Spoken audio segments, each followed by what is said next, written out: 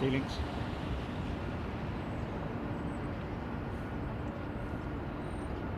Five G. 5G.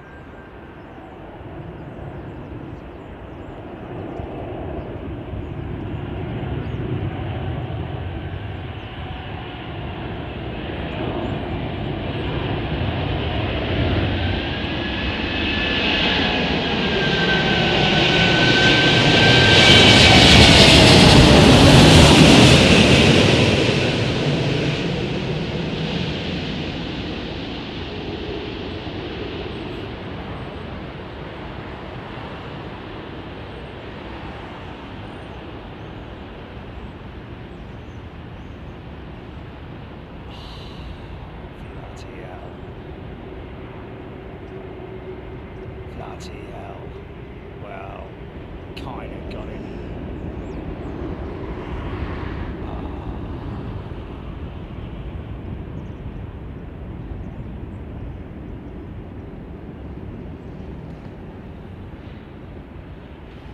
Blown up. Morning folks, how you doing? Welcome back. We're back at Heathrow, back in London from a beautiful 3 days in Miami, I've got to say. Thanks everybody who came and joined us there. It was absolutely awesome. I'm just going to get on with it. We're not in the field today, folks, because of that. It's like a bleeding quagmire.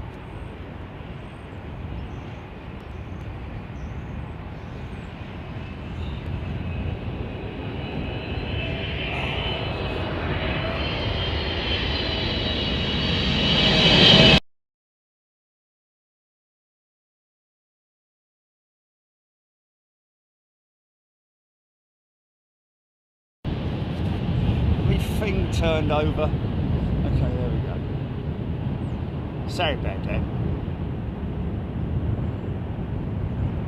It's a glitchy day in London. Such a glitchy day in London. Seems it's glitching all over the world.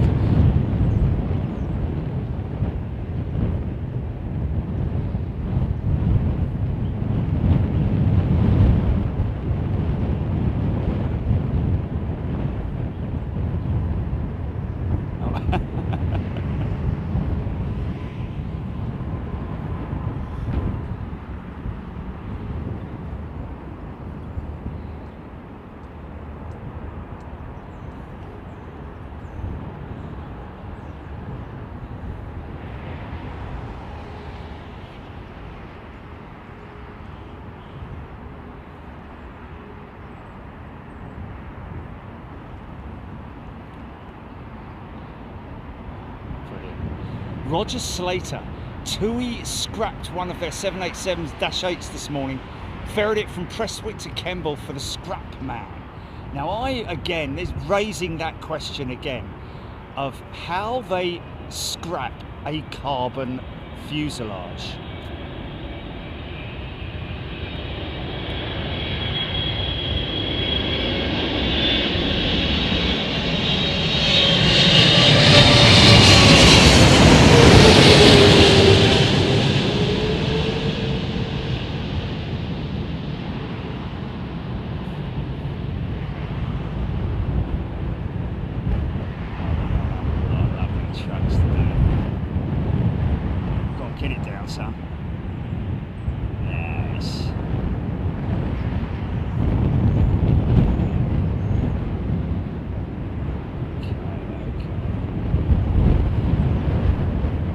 I'm not risking it. I'm not risking it, folks. I would get stuck if I tried to get in there. We did pay some time ago to have a load of hardcore laid down there, but it didn't last very long, which I'm not very happy with, to be honest with you. We might need to look at another alternative, because I need to get in the field, man, and obviously this is the area. So we need to consider possibly entering from there and then making a left, and then I'm on the grass. It wouldn't be so bad. So I'm going to have a word with the owner well, the guy that actually rents the field, who's got a building company and obviously has hardcore available. Literally, whatever you do, there's no point in doing anything here because that's where all the horses hang out down here. So it's the Somme, basically. You wouldn't want to try and drive a transit through the Somme.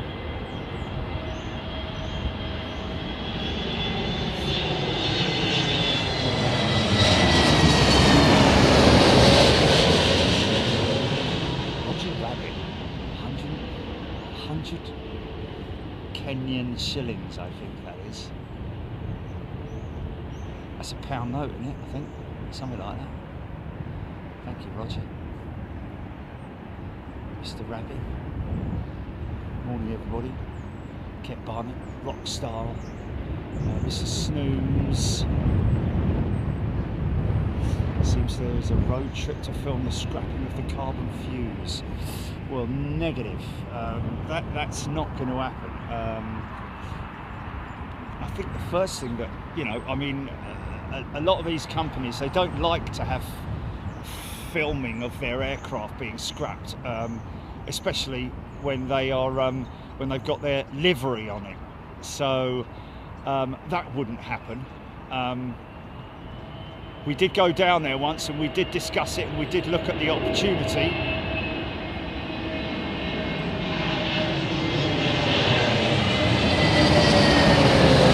Doing a show down there, but it, you know, unless you're literally watching the scrapper at work, which, let's be honest, is not a very, you know, it's not a very nice thing to see a beautiful aeroplane all easy being scrapped. Not very nice at all.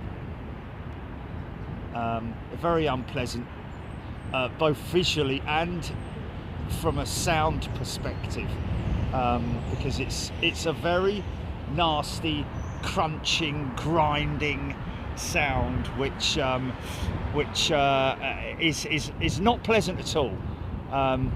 It is literally, I mean, you know, even if you're not there and you're like quarter of a mile away, you can hear the bleeding thing clawing at the plane and crushing all those well, not carbon, but it is alloy, but it's a form of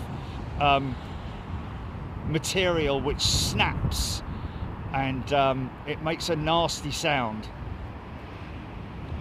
It's not composite, it's sort of like a mixed alloy composite material. Mr. Snooze. Suho.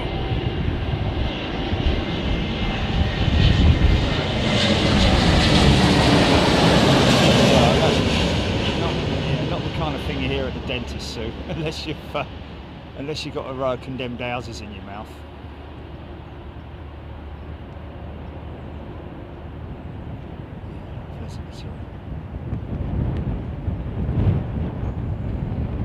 So I will be speaking to the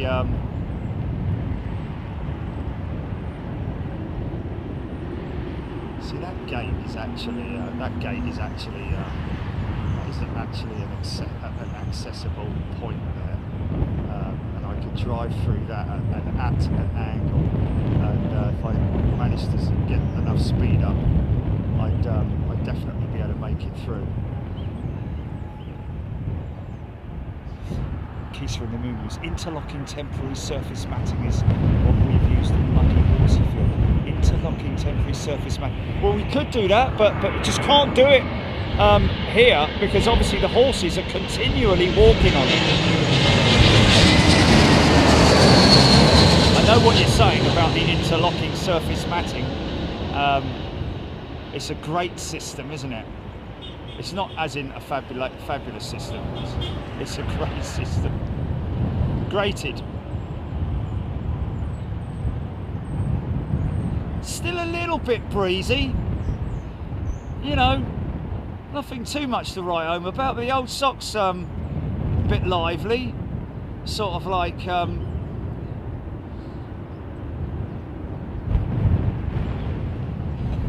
I mean, you know, look at the whole green field. Look at all the lovely green field, folks. This is how, obviously, sometimes. Look where he decides to lie down.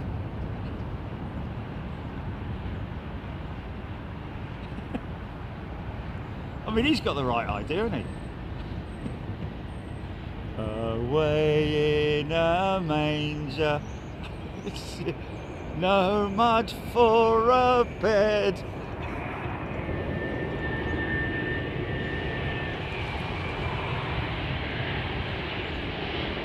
Francis Waite.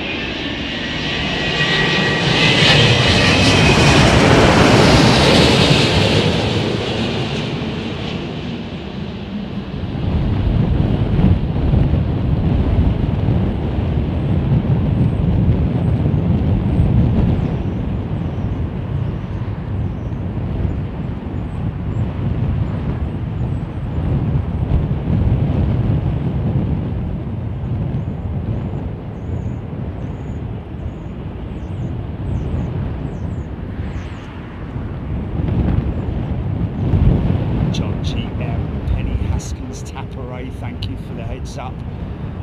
Mark Abraham, Ian R, Grant Mustard Duck, new skin treatment. Peter Keating, Kathy H, Jonathan Beale. I saw a programme a few years ago about the scrapping process. It was interesting to see the stripping of valuable parts. Yes, there are a number of videos out there on internet, all right, about the scrapping process. The American ones are a little bit more informative, I think.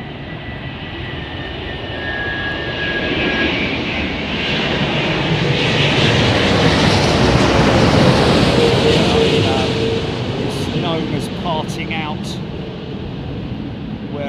whereby all the important components on the aircraft, and let's face it, there are a few. Oh, easy there, son.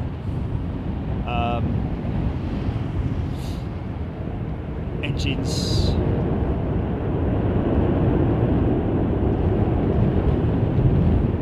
flight controls, undercarriage, electronic systems, cockpit, all the cockpit basically, all the instruments anyway in the cockpit, important parts, windshield, doors, engines, of course I said engines, didn't I? Cuddly toy, sandwich maker, avionics, yeah, that's it, yeah, avionics, lights,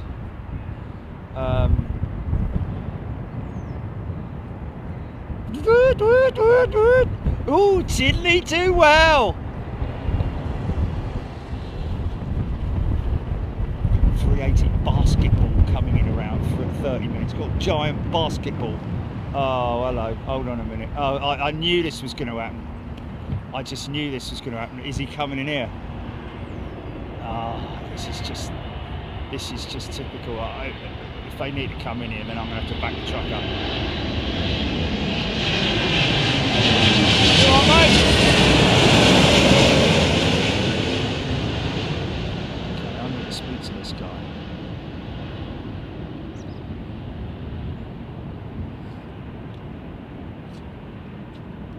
God, that was an early flare, man. That was a very early flare.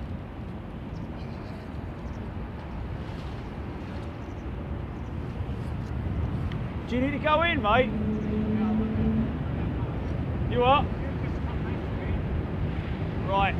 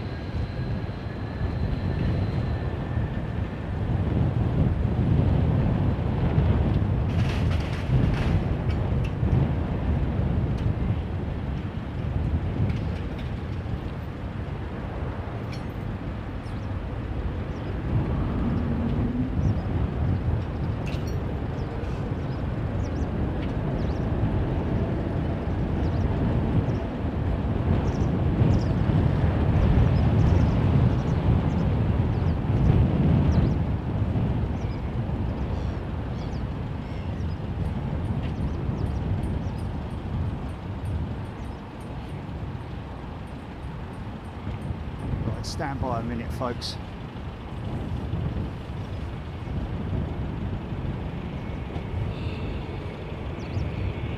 I've done it, mate.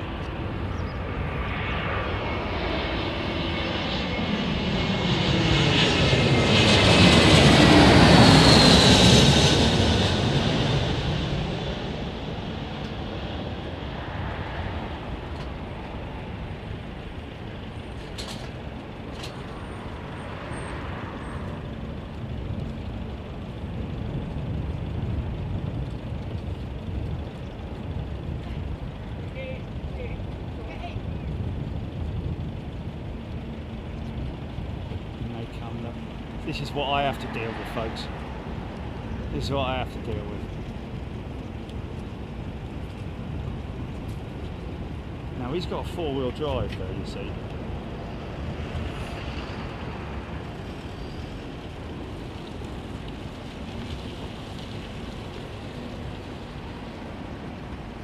He's spinning out though, he's spinning out.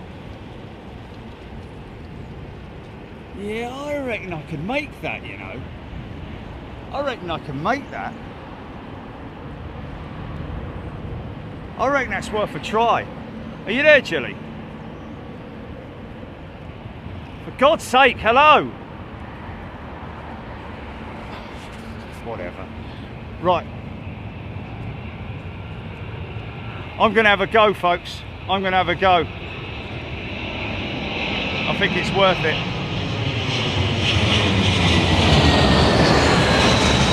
Yeah, let's give it a go. Let's give it a go, because if that is a new route, then that's worthy. Right, I'm just going to drop the sticks.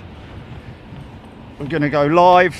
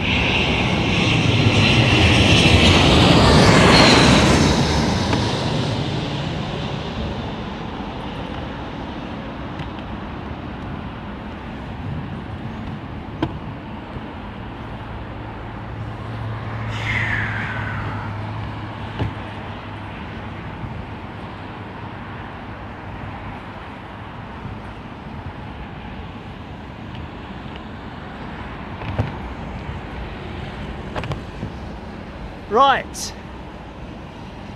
How about that then? Hey? Who's got the skills? Mind you, I could go left a little bit. I could go left a little bit. Yeah. Left 3 feet. Yeah, left 3 feet.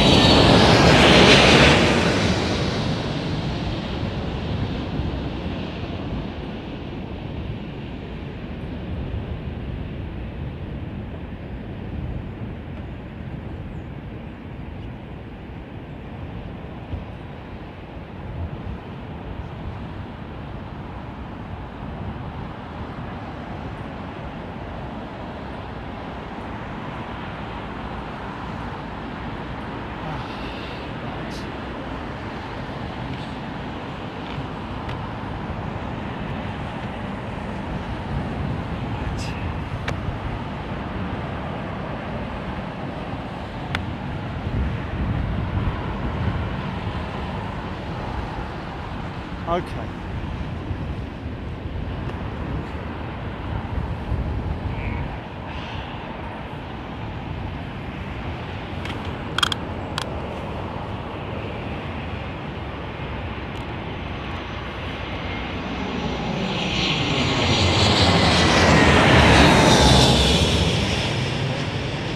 Right, there we go, folks.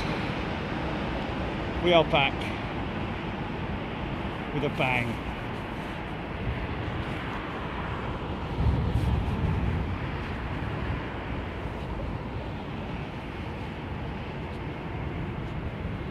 Right.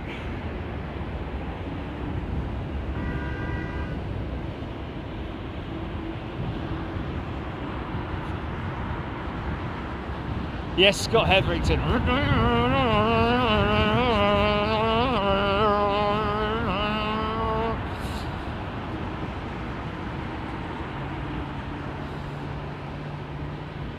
Not quite as fast though.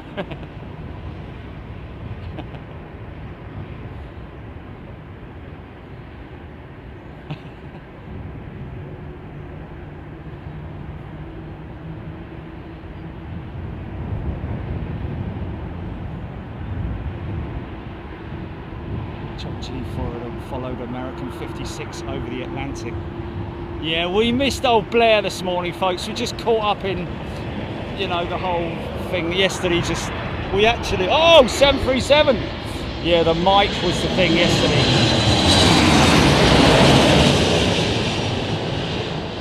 Of course, I missed the old 737-300s and 400s that we saw in Miami, man.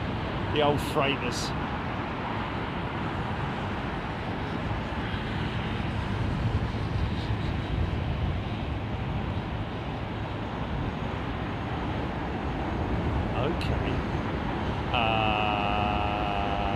That's doable, that's doable. Let me just have a double check and see what 11 o'clock.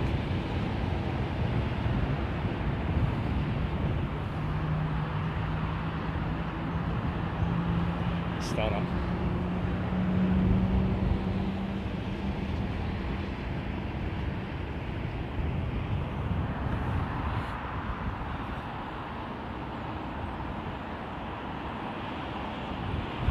What's he got in his goblet? Oh, well, you know, mind you, that'll be probably by the time it all pans out, that'll probably be about 11 o'clock. I can always message Rob and just say, you know, I can always message him and just say that we're going to be a bit late. Say rebook it for 12 o'clock.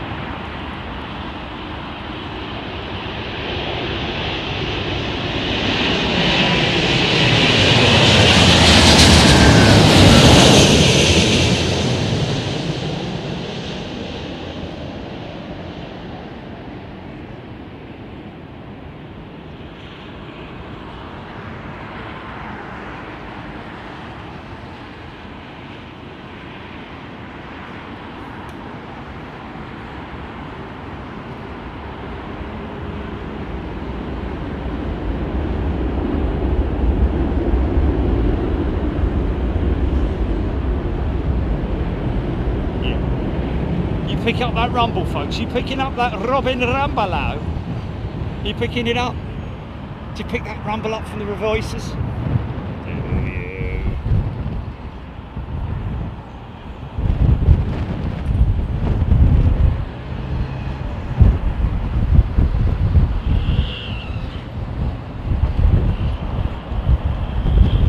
Yeah, not eventful, was it?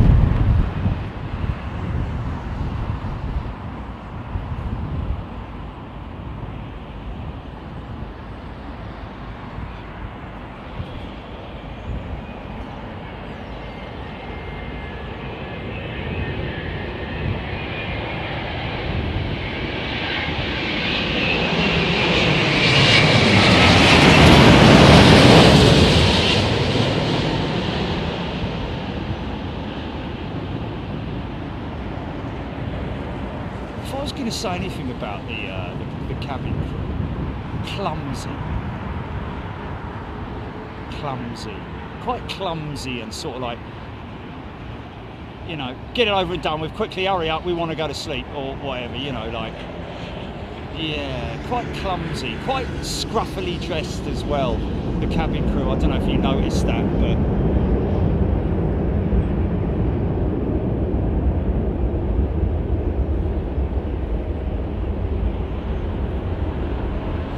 no.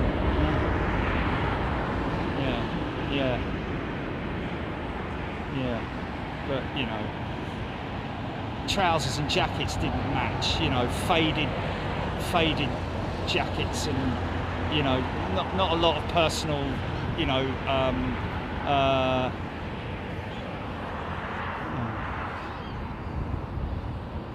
anyway, again, it's just down to the individuals, isn't it? Okay, perfect. We've moved it to 1 o'clock. Yeah.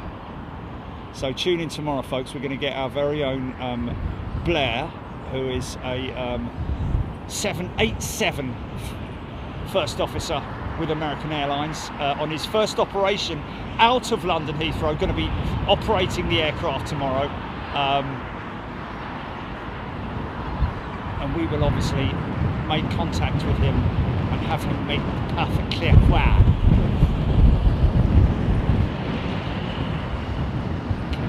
Overflight. Oh, okay. I got broken cloud. What was he saying? Overflying south of Jerry to Munich, 41 feet. It's cold up there, mate, isn't it? Eh? Cold up there at that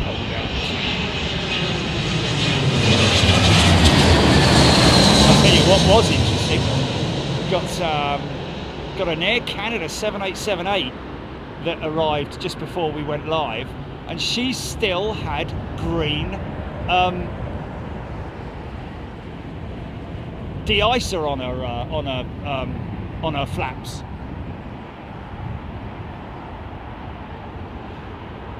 Type 4, possibly green Type 4.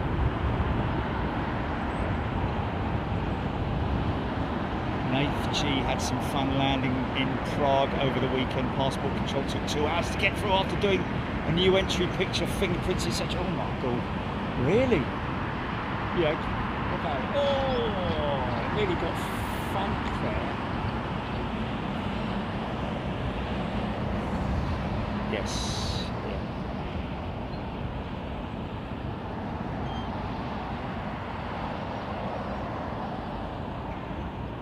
What's that? Like a sort of like a light aircraft over the top of me. Quite high, 10,000 feet maybe. Maybe, no, it's a light aircraft, man. You know, yeah, like a sort of like Beechcrafty type thing. Like one of those survey aircraft.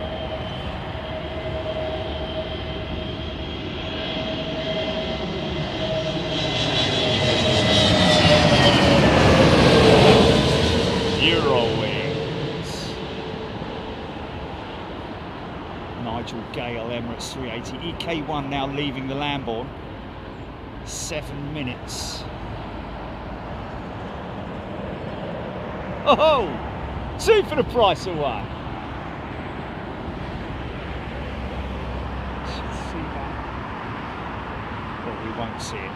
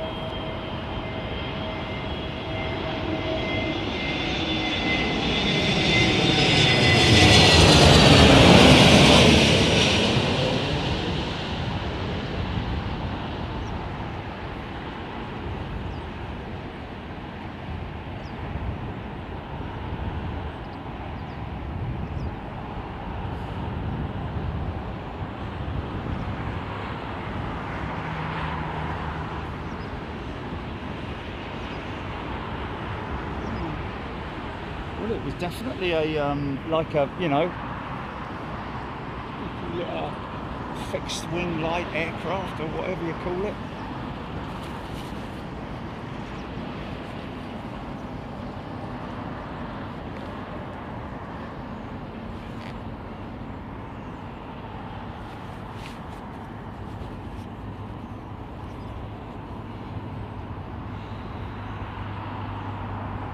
Yeah, yeah.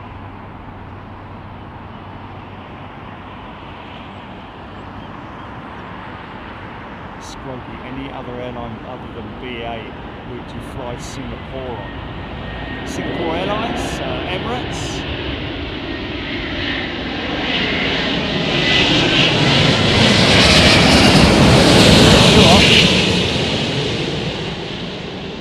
Oh no, oh right, from Heathrow, right.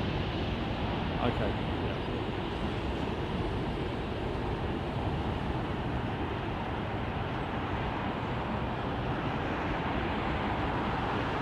Yeah, you'd have to go Dubai and Singapore, wouldn't you?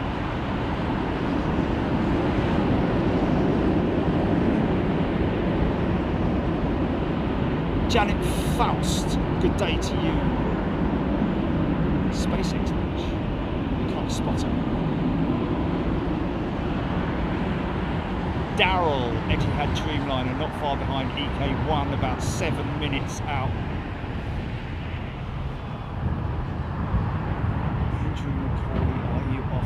Road near Subway, nowhere near Subway, but Hatton Cross Tube Station. Subway, not okay. Yeah, not Sab. Yeah, sorry. Yes, near the underground where the brass band's playing. It's a pow, pow, pow. Captain Bob, the latest 380 from Qantas is only going to be used as a spare, but now they are paid. To make, hey, for a spare, they just spent God knows how much money on a complete. Nah, that can't be right. I saw a big hoo-ha with Qantas and their 380. Had a big D-check, spent a shed load of money on it for maintenance. That's going to be flying, Captain Bob. I don't know where you're getting that information from, because what I saw was, you know, a big celebration with Qantas and their 380 outside of Etihad's maintenance division, who had just completed a huge amount of work on it in terms of, like, you know, D-checks and stuff like that. So I'm not quite sure, unless it's like something else that they made a point of. I don't know, but most definitely it was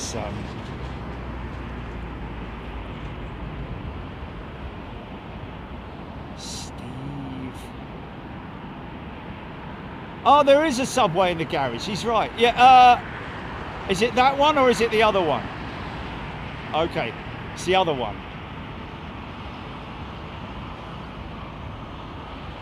traveller. I see them open often when the aircraft is on the ground or taxiing. Papa Kilo, good day to you. Capo Bob, that wasn't this. This? What's this?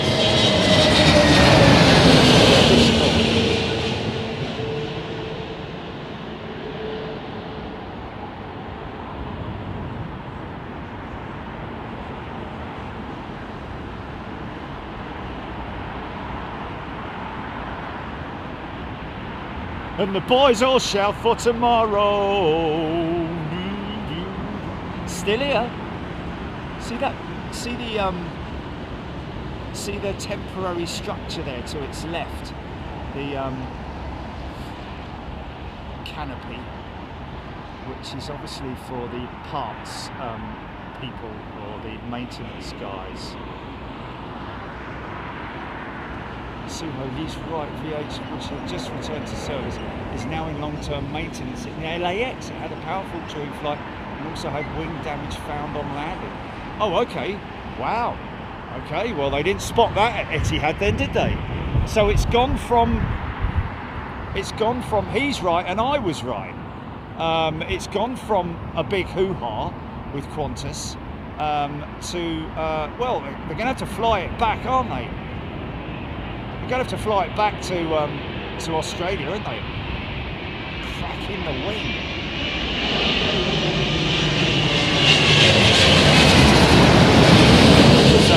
That was a problem globally with 380 fleets, wasn't it? In terms of the wing cracks, which there were quite a few found. I think I don't know what the repair process was for those wing cracks. Very smooth, so wow, yeah.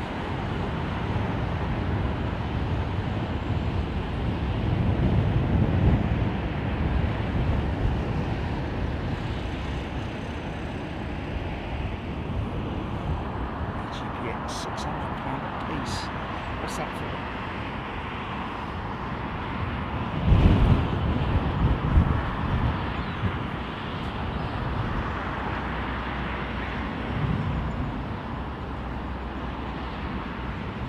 Suho, maintenance done in LAX, replacement slats being flown over for repairs. Right, okay.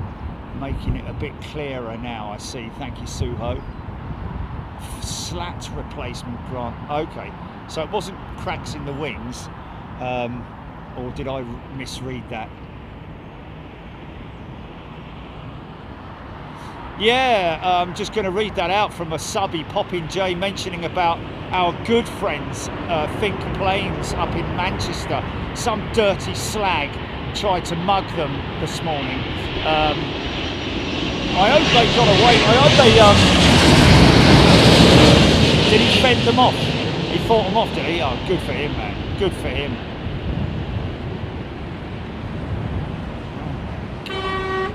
Come on now.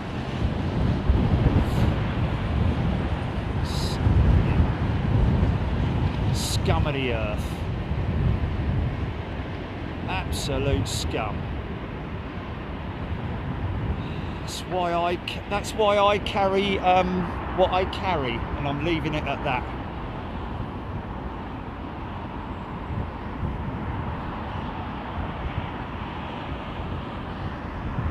Oh, okay, yeah.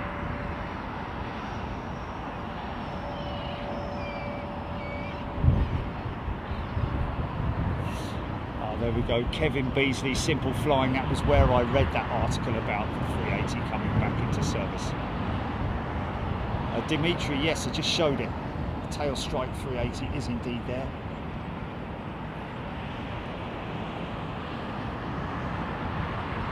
Michael Jackman saw the second space shuttle landing at Edwards in 1981. Look at his big old okay, beautiful 2%.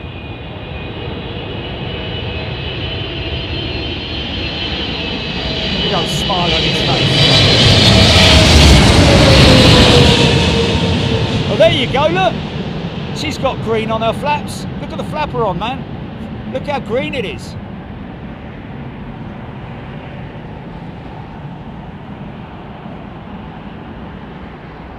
How crazy is that?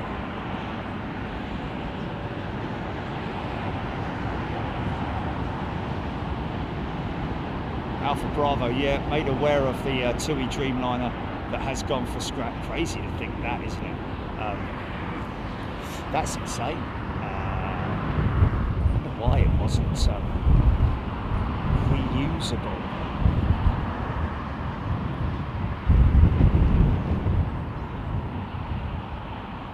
Transport in Kent, thank you, sir.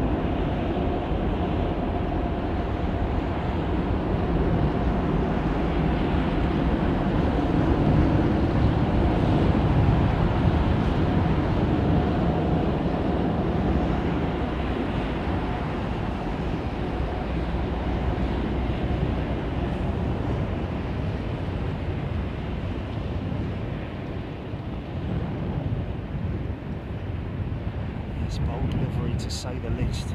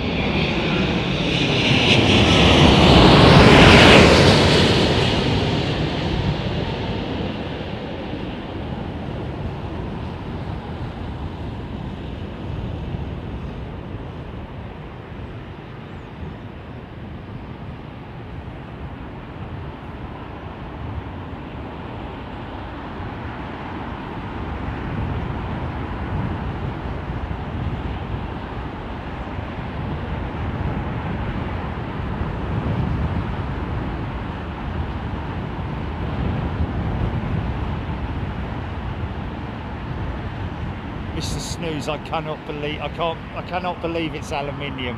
I like that. I like that.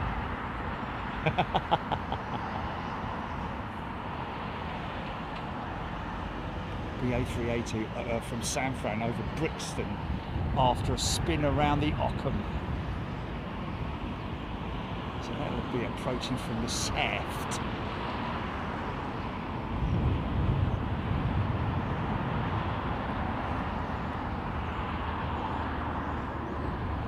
Very late landing clearance for Etihad, EGPX. 767, then a 380. Okay, well that would be the 76. Yeah, I'm guessing. Yeah, look at that, man.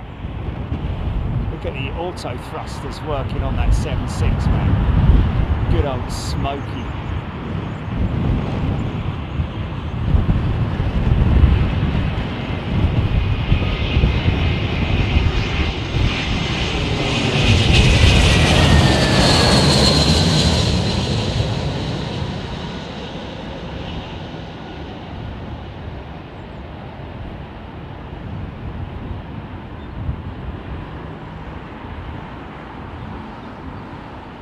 Wow.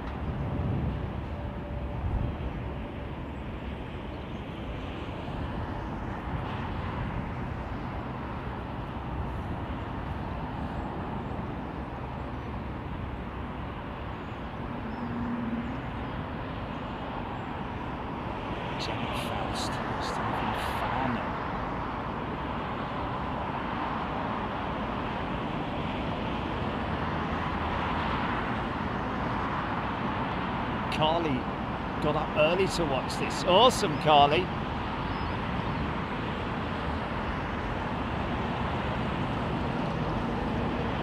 Good old Smoky Joe.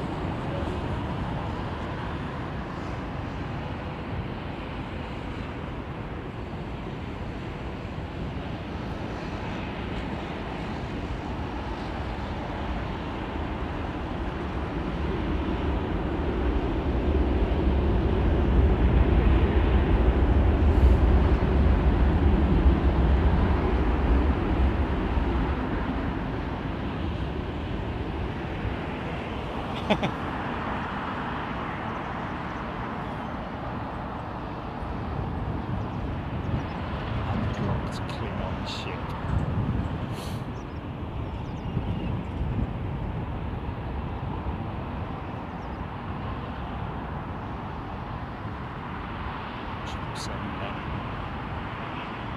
Berlin, New York.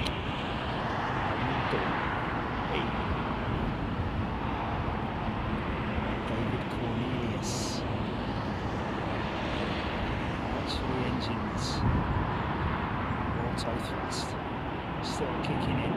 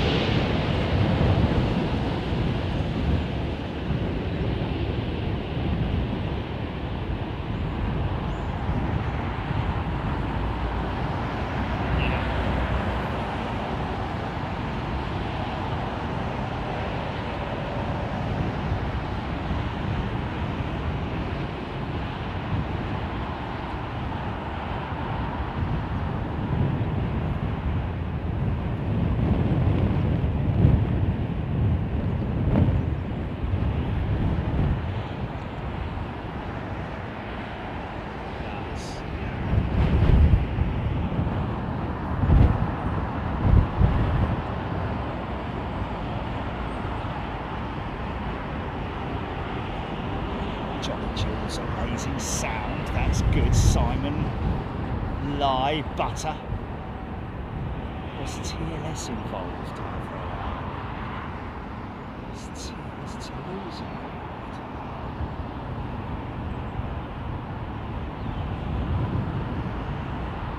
Aidan Campbell, Hawaii was an all-nighter for Aidan. So you guys.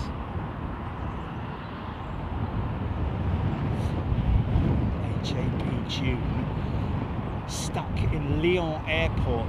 The inbound flight to LYS Texan must have went tech and went back to T3. Was going to wave at Jerry as we landed at 2 o'clock. Ain't happening now. Oh!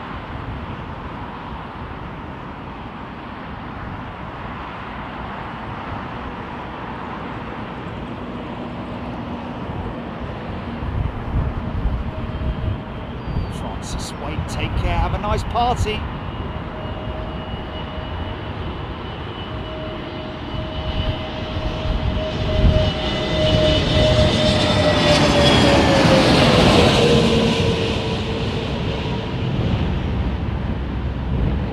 Glad you're enjoying it, Mission Forward, sorry.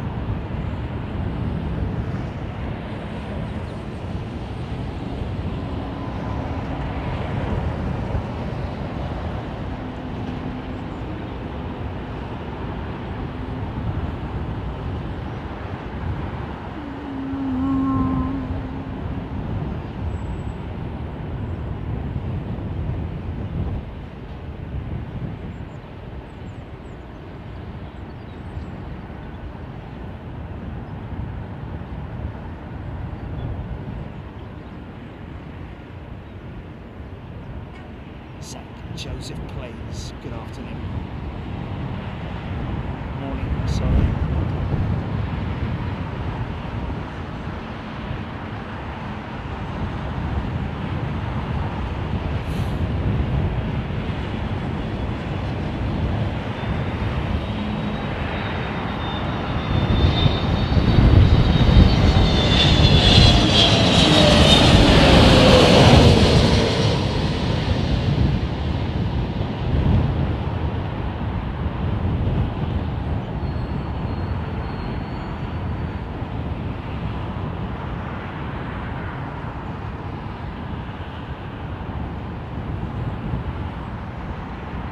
Still a bit of sideways action, sort of southwesterly, a little bit of breeze from Storm Bram yesterday, a little bit of back end breeze. Horace Box, $5 super chat. I'm grateful for meeting you a few days ago at Miami, and I would also like to thank the viewers of this channel. That's Horace Box, lovely fella. Streams live in Miami. A grafter, I've got to say. Continually seeking to improve his old Horace Box.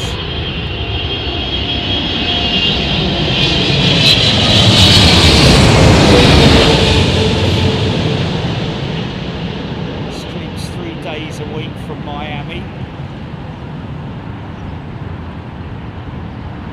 Runways Edge. Good one to watch. Might want to tune into that one, folks.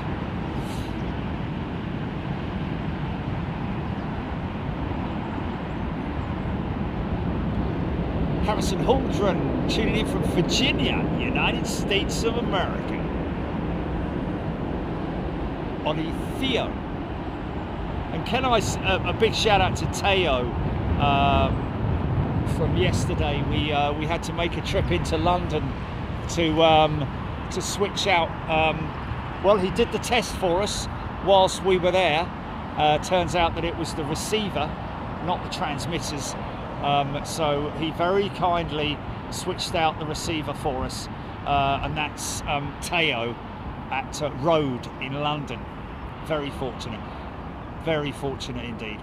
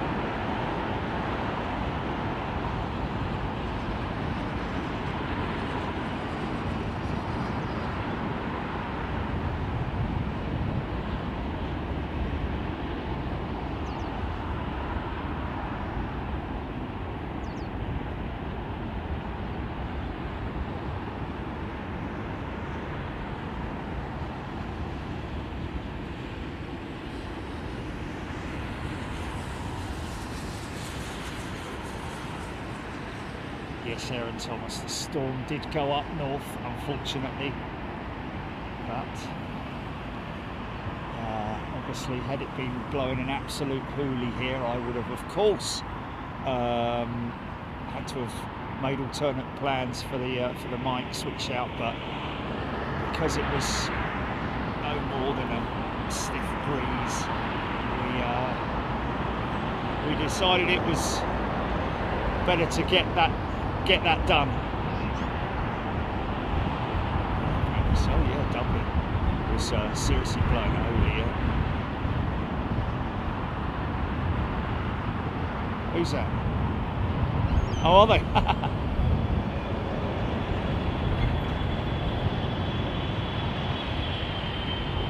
Aussie brand. I thought you said Aussie band.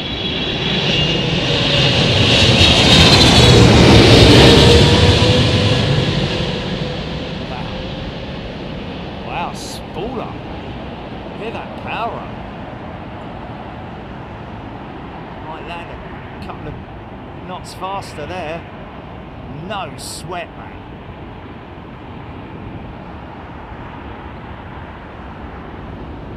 Well, I'll tell you what, people find it amazing when you see these people with all their super fandangled, massive, great big microphones, and all we've got is these two lavalier mics, believe it or not. People really find it hard to believe that the sound quality from these two mics is as it is. I've got two on the go, one facing forward, one facing backwards, and well, you kind of never look back, really.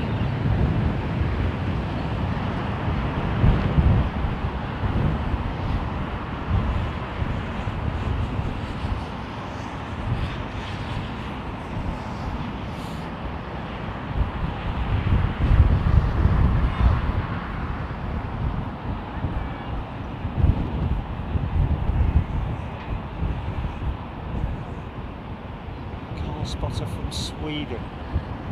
Jerry gusting 40 on Sunday, was I? Archie Aviation, good afternoon.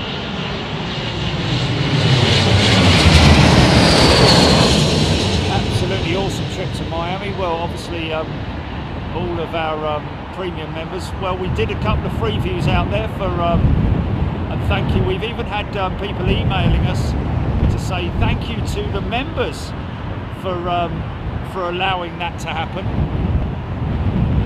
which was very nice of them.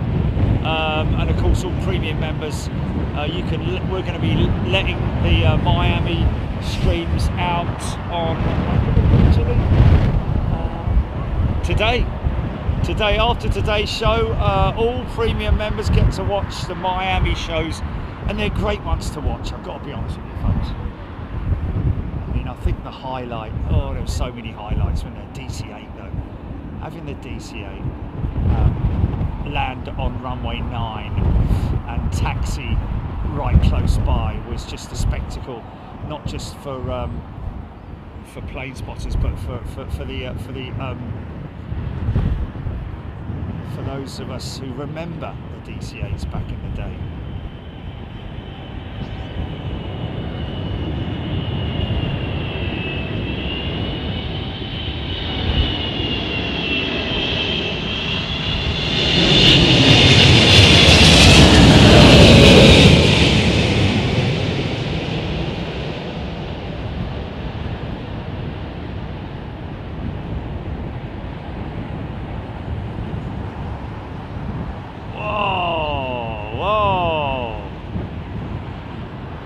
Ran it to the line there, mate.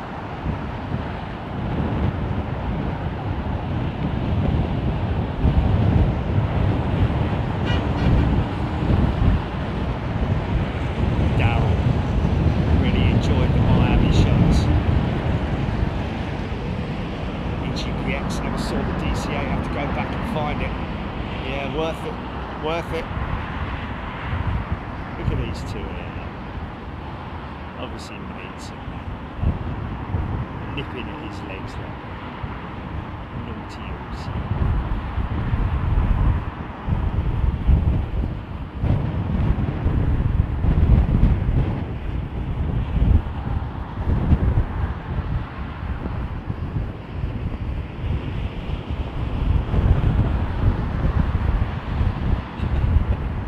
too old for Milk Bar, mate. You're too old for Milk Bar. Come on, mummy, let me have some Milk Bar. No, go away. Give me some money.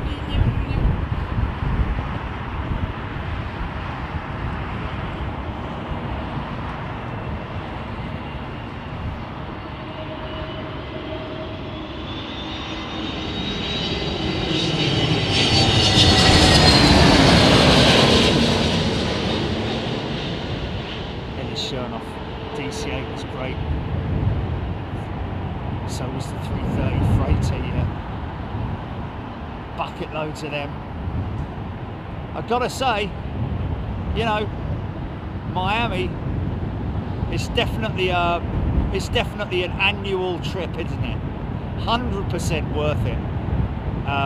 Especially now we've got the truck view from down at the railroad tracks, down at the old railroad tracks there. He's my favourite. He's my favourite, this one here.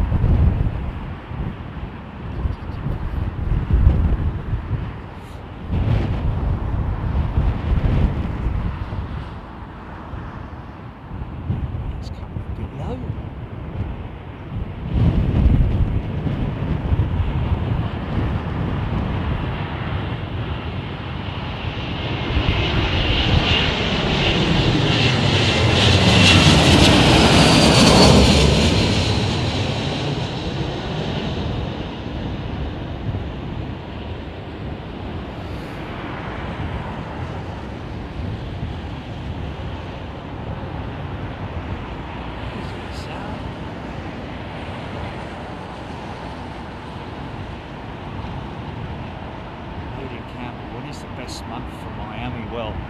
If it's heat that you don't want, then probably December, I would have thought.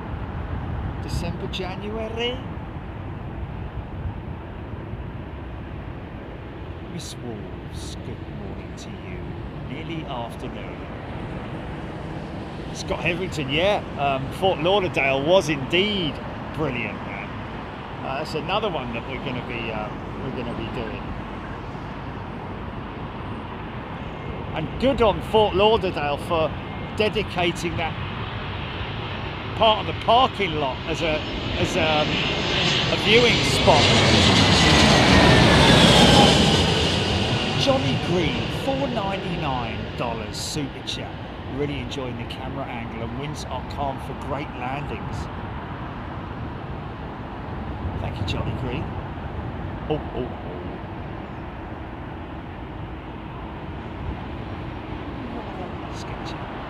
Claire Bear 3477. Claire Bear is a returning premium member. Welcome back, Claire Bear. Lovely to see you. You can shout me Donald's if you like, folks. Donald, where's your cruisers, if you so desire. I've got a clear patch over the top of me at the moment. So check out your flight reader. Give me a shout.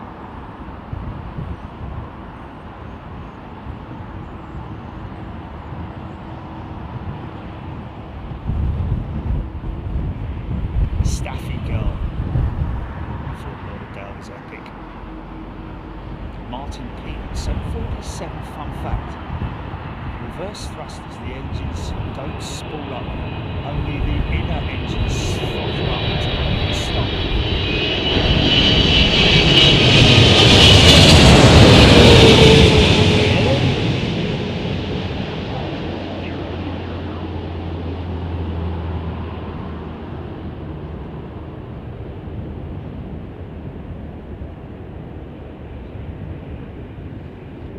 How many is that then? How many shows overseas? Well, how many shows, overseas shows this year?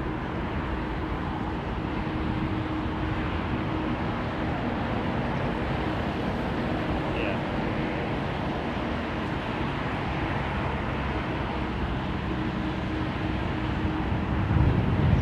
It's the Martin girl.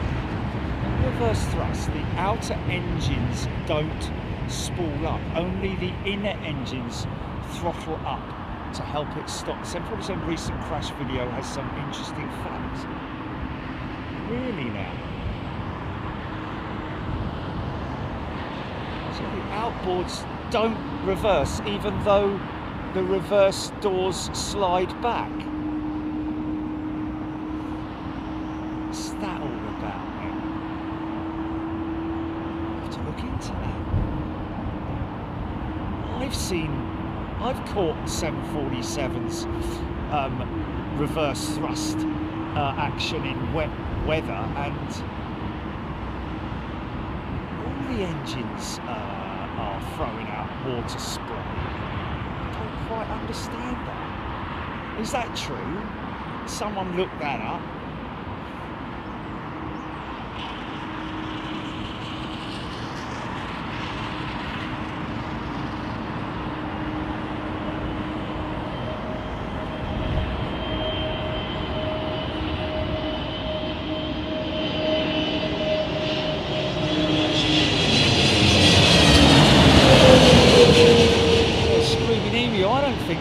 As well, mate. I've never heard of that.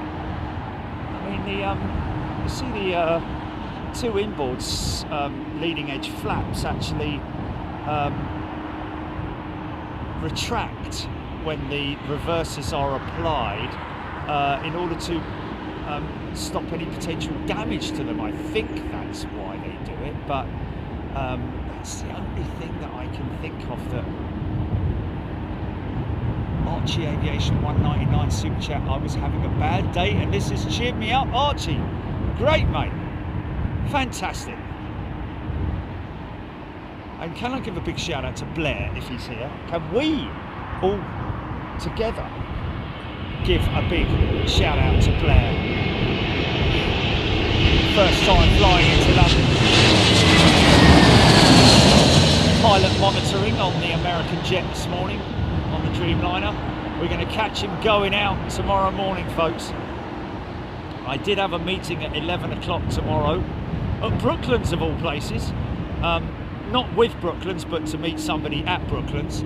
At 11 o'clock, I've now put that back to 1 o'clock in order that we can go out and catch Blair, who's going to be operating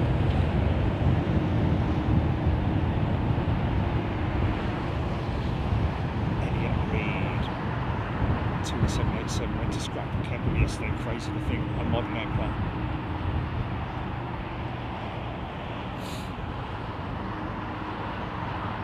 I heard it on air.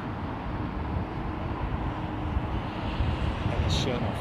I taught 747 plastic systems and procedures. Yeah, I've never. I don't know where they got that from. That interesting fact that they said.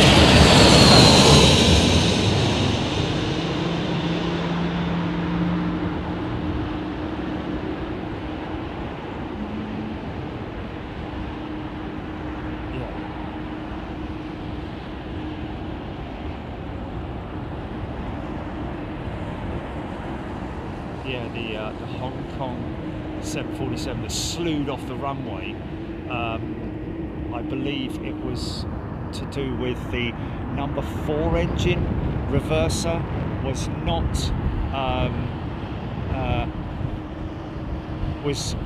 the reverser was inoperable, and yet they applied full reverse thrust, but what happened was that the number 4 engine went full forward thrust, and therefore, as you can imagine, it's taken a big lurch to the left, and the rest is history, really.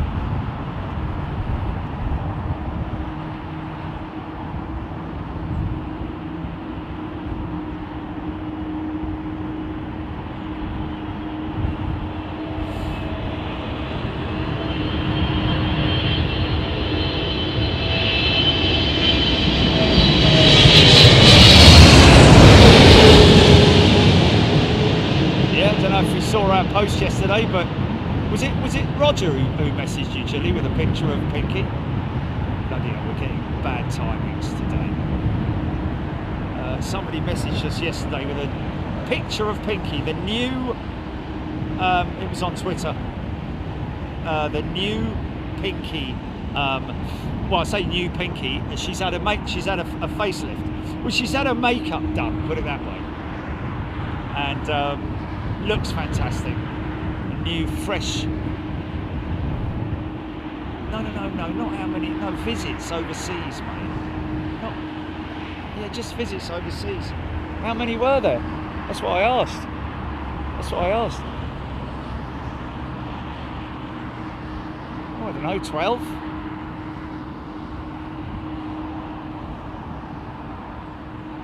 Oh, don't read them out to me, man. Don't read them out to me. Just, okay, I thought you'd already done that. Not the amount of streams, including all the different individual streams at the airport.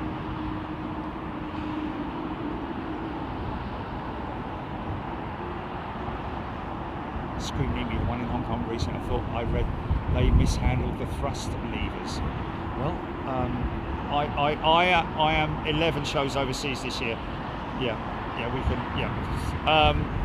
So yeah. Well, where did you read that, Julie, about the number 4 engine thrust, reverse thruster being inoperable? Yeah, accident report apparently screaming in you. Av Herald.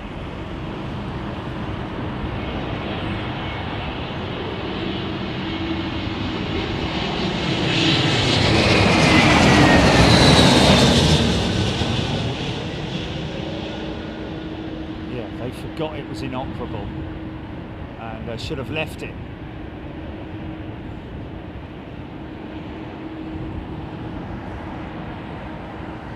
But they do put it on idle, mate. That's the thing. Where it goes from climb to idle, then into reverse.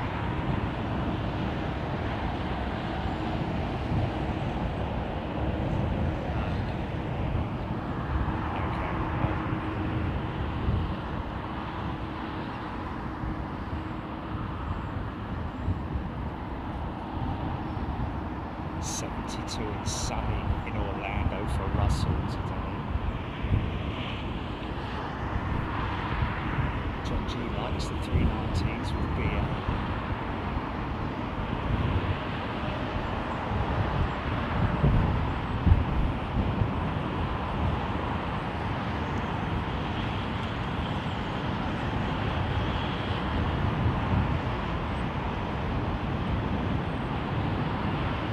Yeah, but engine number 4 fully forward. 764. Listen to this, folks.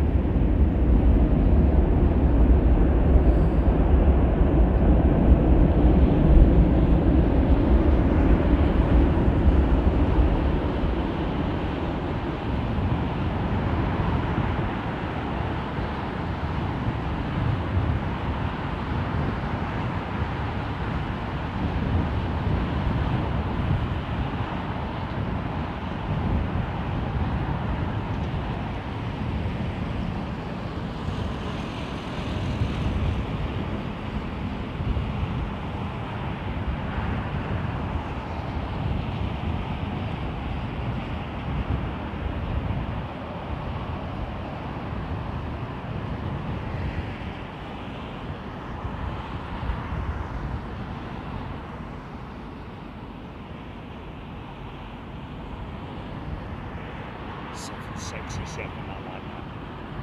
That's a song. Chop Shaway. Why, of course, Miss Wellington.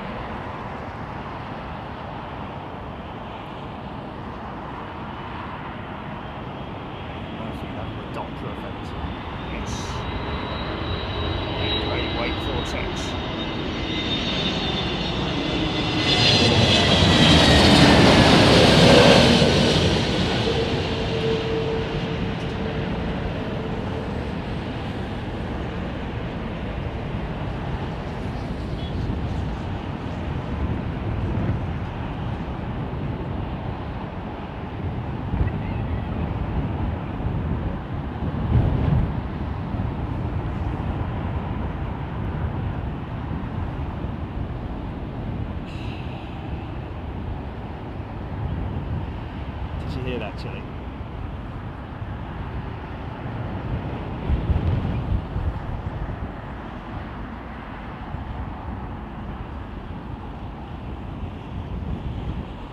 Care Bear.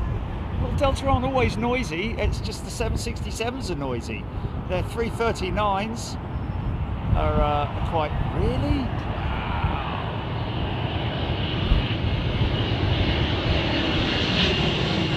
Wow, there's something badly wrong there.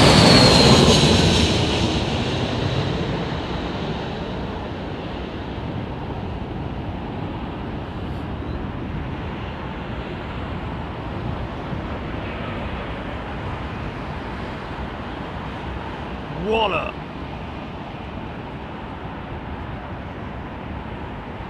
Andrew McCulley, it's more fun out plane spotting and listening to you in earbuds.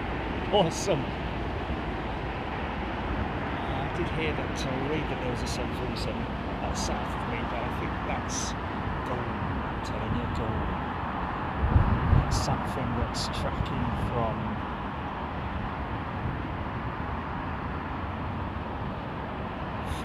the possibly the Bovingdon headed to Lambourne, or is that coming out of Lambourne?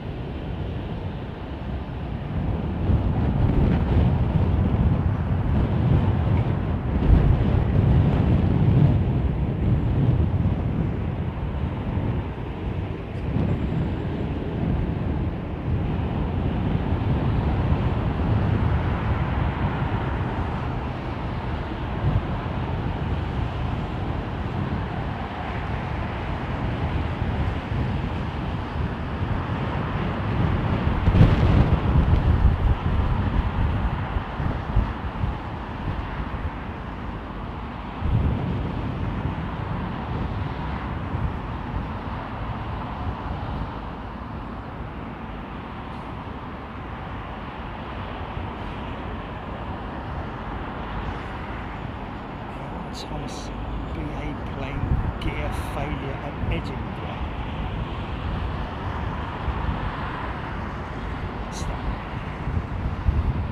Larry Mullins. Loved Miami, but always good to have Jerry back in the paddock.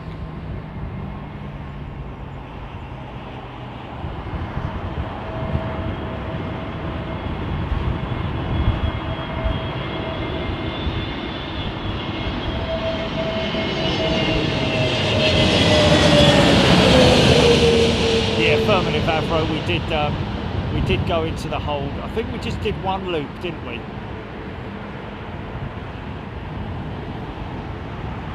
In the Lambourne.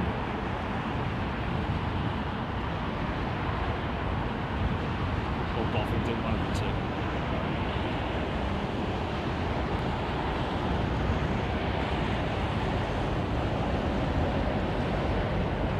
Oh, we did the Ockham, didn't we? Oh yeah, of course we tracked all the way along the south coast, didn't we? That was crazy. Like literally hugged the south coast.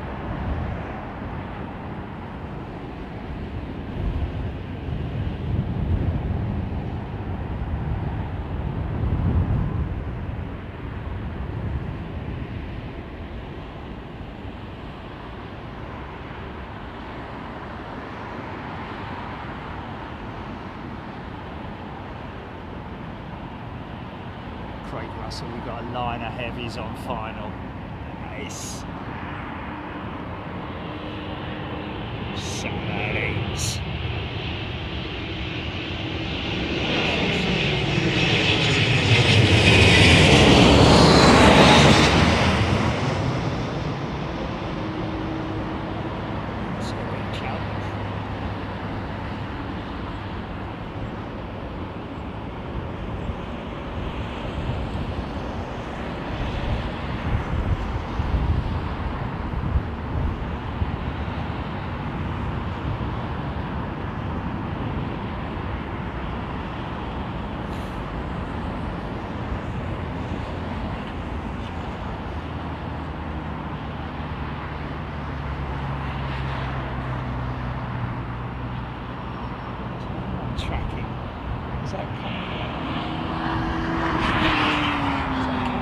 Ockham.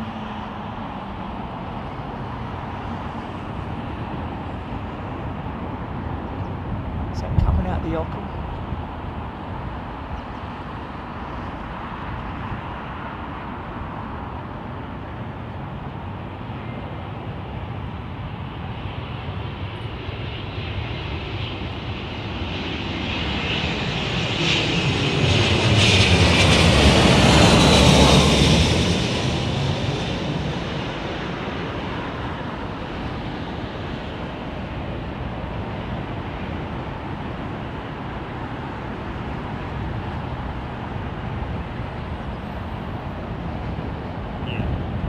Exactly it.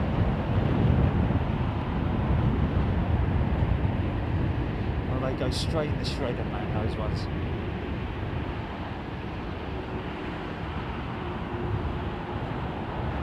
Yeah, but make sure you, you know. Yeah, but make sure that the whole thing's fine. You don't need to worry about anything other than rip the bit with your name and address off. Yeah. And put a load of black, you know, marker on it. You know what I'm saying? Of course you do.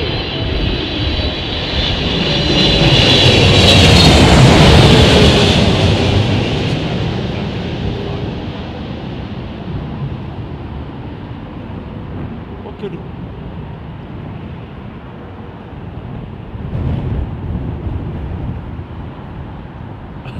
Okay, I know what you're saying now. Right, okay, you rip up that bit, you rip it up rather than rip it up and start again.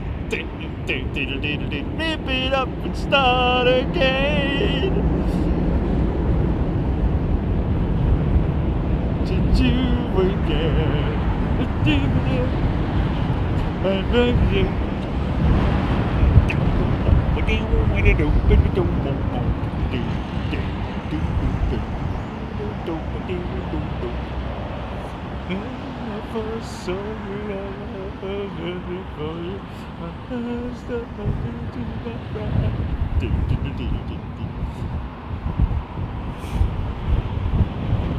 Dimitri Spiral, great sound, loving it, Dimitri, thank you. Aaron Thomas 777, that was from a hot Miami. The cabin crew with their weary and tired looking uniforms, misfitting as well, I'd say. Well, our ones were anyway.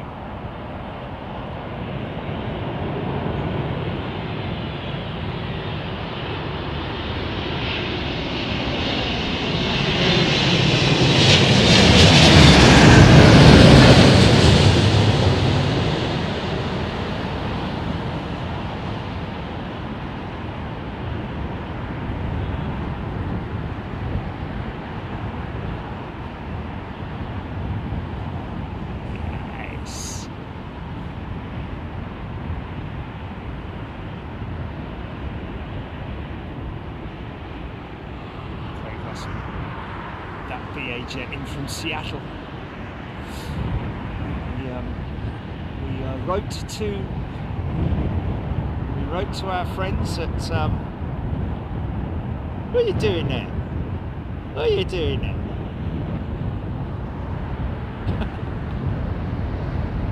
Little one's like, what's going on here then?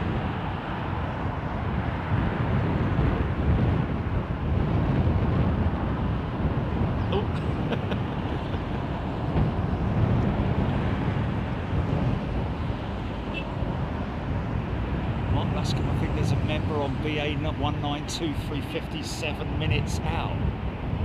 Okay, who's that then?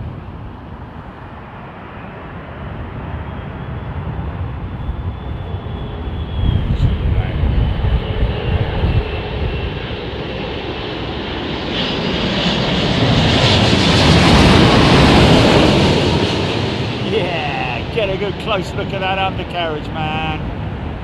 See, them wheels don't spin.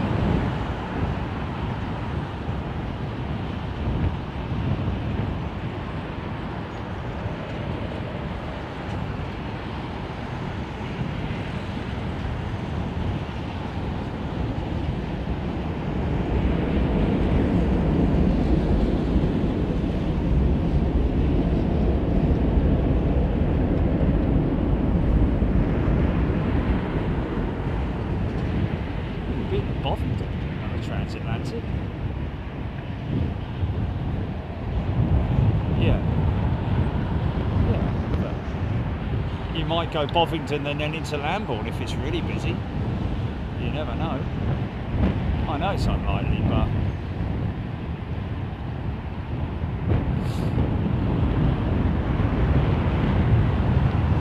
Chris Mason, BEA due in 5 minutes from Milano. Hey! Vinto veterano.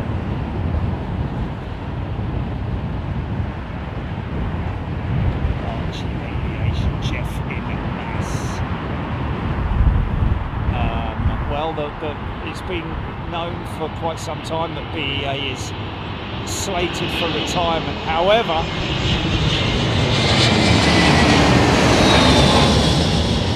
based on the fact that the next 320neo delivery won't be till middle of next year, there's a chance that she might receive a stay of execution. In fact, I think her status has been updated.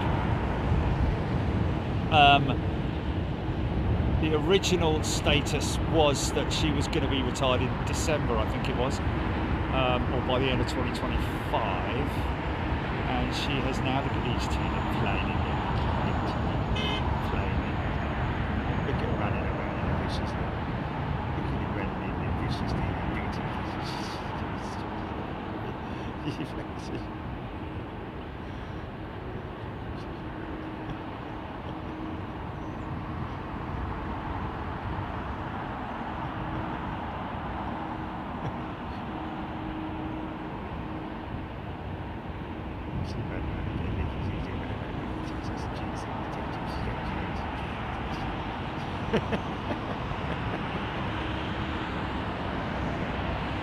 Oh, look, the other one wants to play now.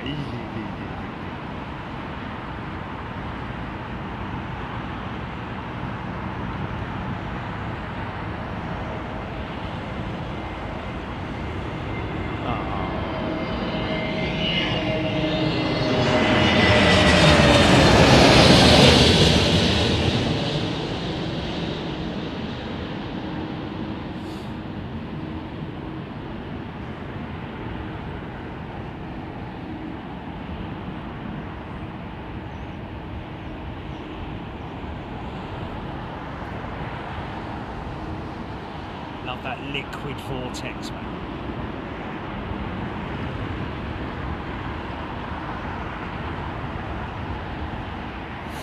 Tony McCall. You would have thought so, wouldn't you? Yeah,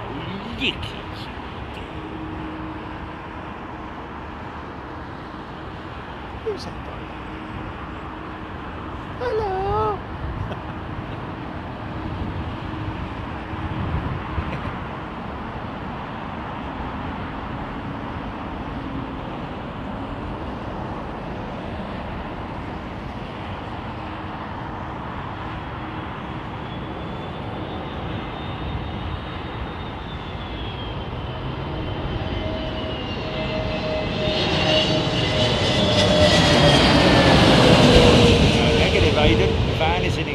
The same spot as it always is.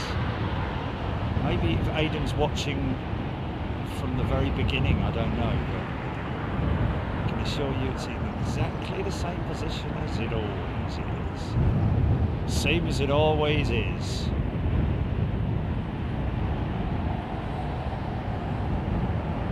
Kel's Redbird.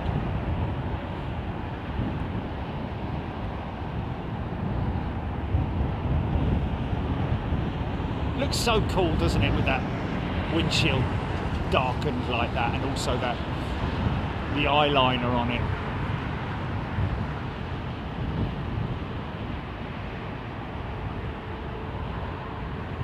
I do like the new 321 fleet.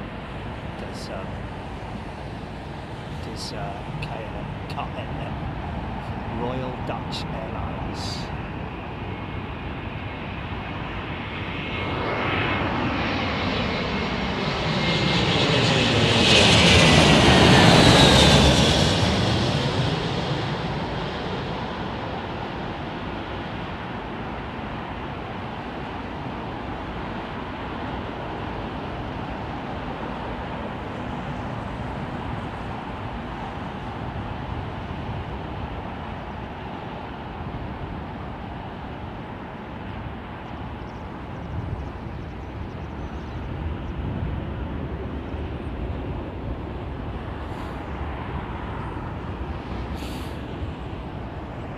all the dates have now been removed on the 319s with British Airways, all been relisted to TBC, to be confirmed. So looks like this little fella here has got a stay of execution along with all his mates. They'll just keep running until they obviously get replacement aircraft. And if it ain't broke,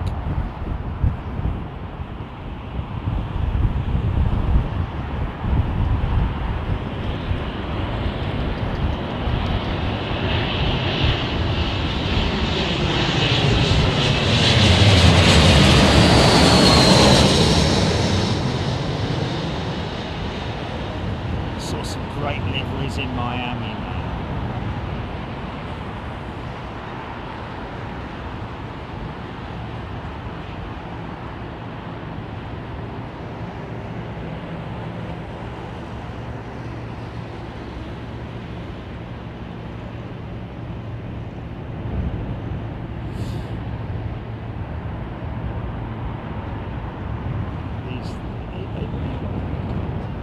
Brown one really wants to. Oh, stop it!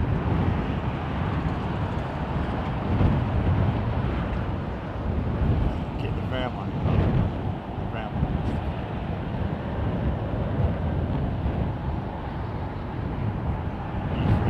Quickly, run round here again. Come on, let's all go behind the bush.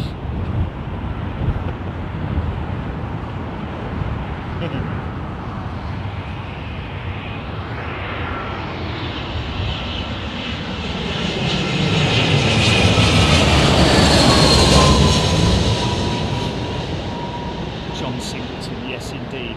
She did look very poorly, didn't she? With oh, nicely recovered. Nicely recovered. She did look very nice with her nose all white. White.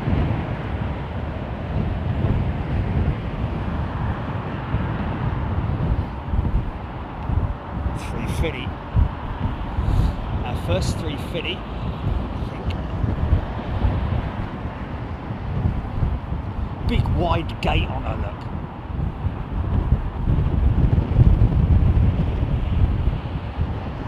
Feather duster, I missed the beginning of the stream. Did you get the flagship? Jaffin Mass? I heard BA just ordered some BEA 777. Oh, 777-8s, yeah. Interesting, really? 777-8s? They're miles away, aren't they?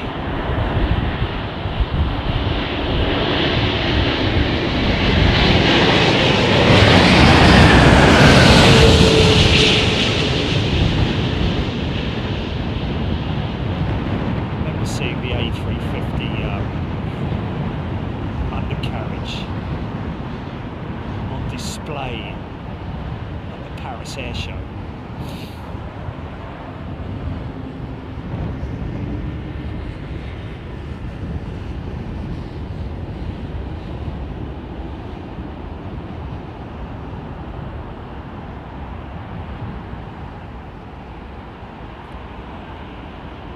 A fascinating thing to see or look at if you're ever at one of the big trade shows.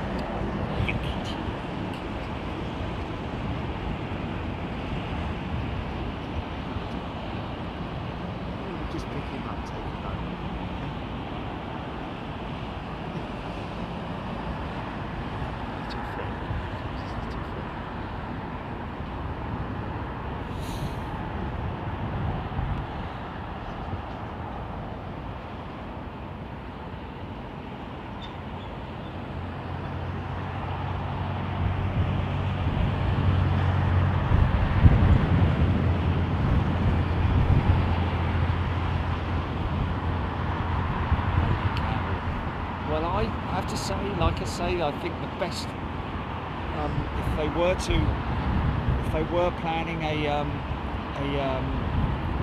new BOAC jet paint job, I would say definitely the 787 because it has a very Comet-esque front end on it. 2A.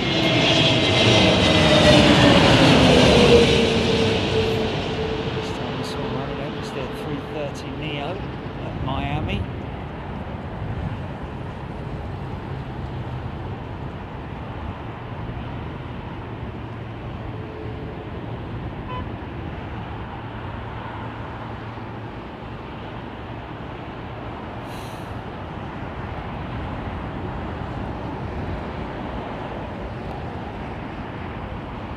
Well, to be honest with you, Aidan, most people are at school. The kids are at school, people are at work. There have been a few people down watching at the fence line, but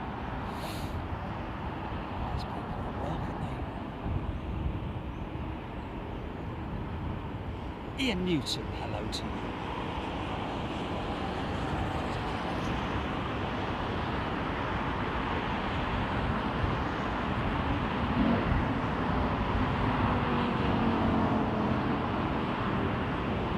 Skinning did indeed catch us landing live yesterday. No, you mean Tuesday, Monday.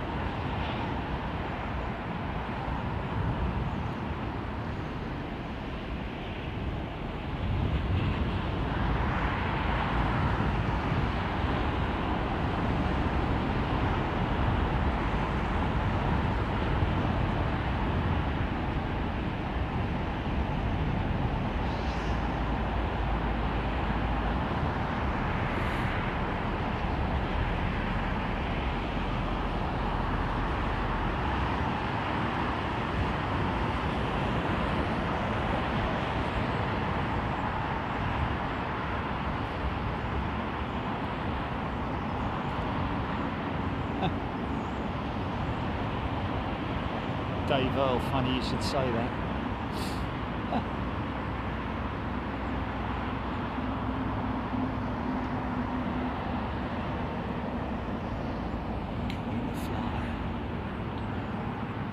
Captain Bob, was it reported that one of the new 777X is going to be painted as BOAC?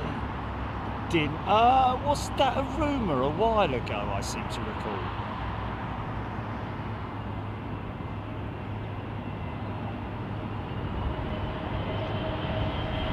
Yes. Oh, right, yeah, okay.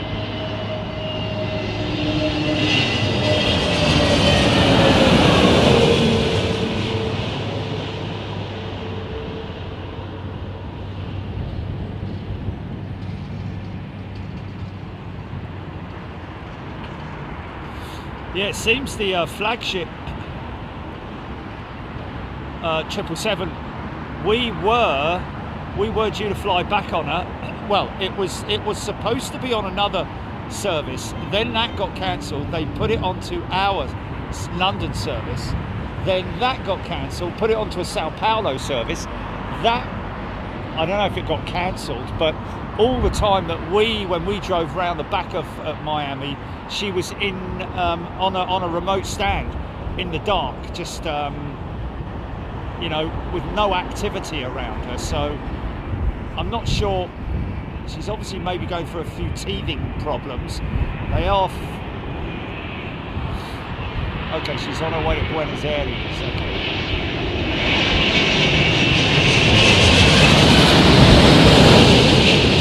I mean, it has got an all-new cabin fit out on the flagship jet. So, you know, potential problems with the IFE, that kind of thing.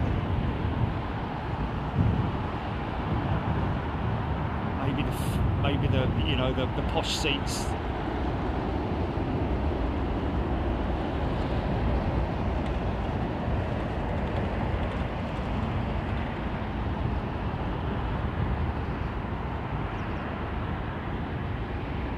Seems like it's all fixed now. Great shame we didn't get to fly back on her. Especially poor old Jilly, who's screen wasn't working at all. But you know, it is what it is.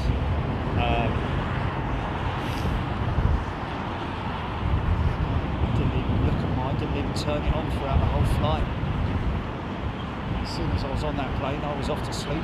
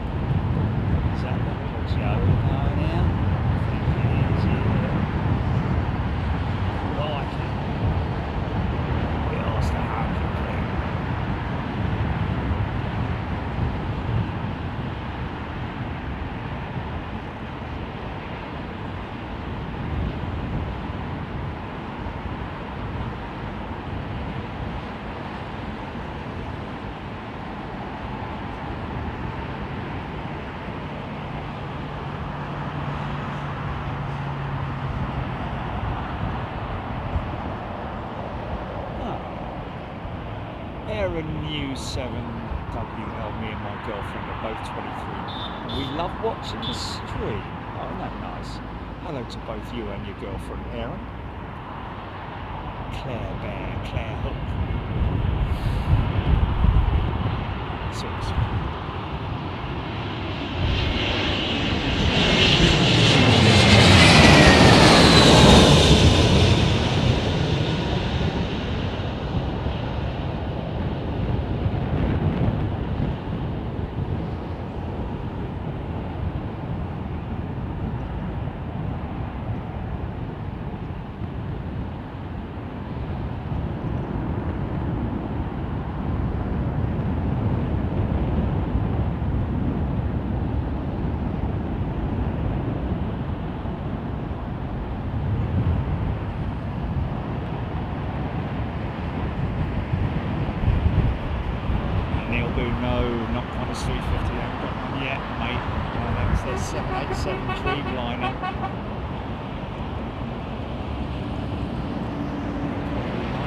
Express 175 got whacked on the ground at Mino by a plough truck.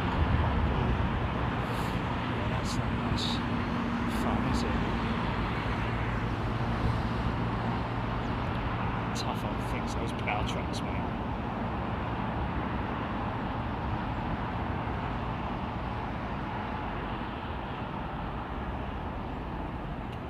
Suho, streaming around midday. 709 to 12:15, flash of light, or something so close. That's where we'll be. 12:15.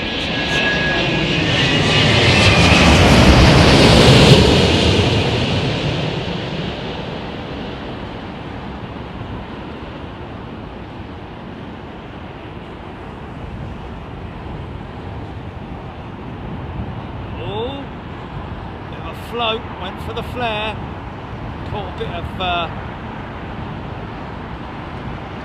ground effect there, or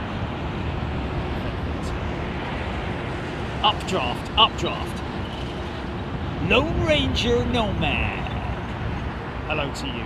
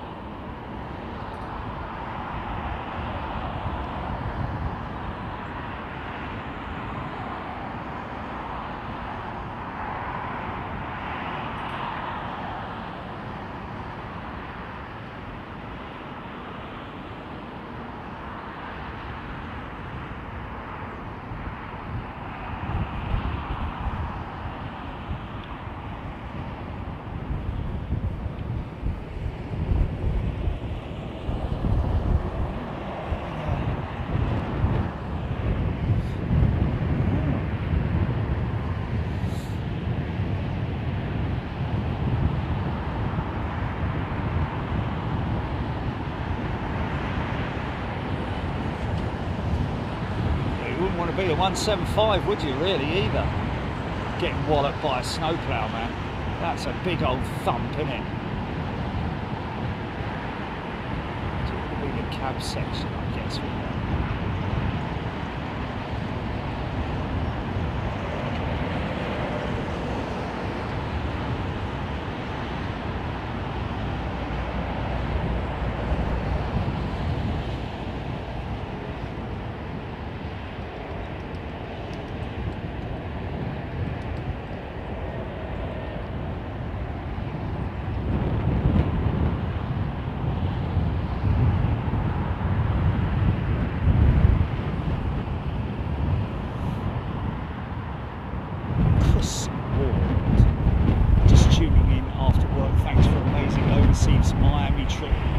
Awesome as always. Thank you, Chris Ward, very much appreciate your appreciation.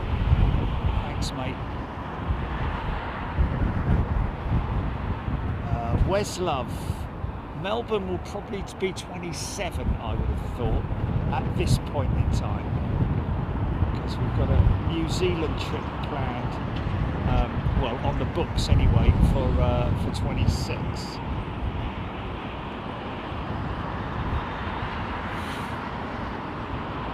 The ULR trip for next year, yeah.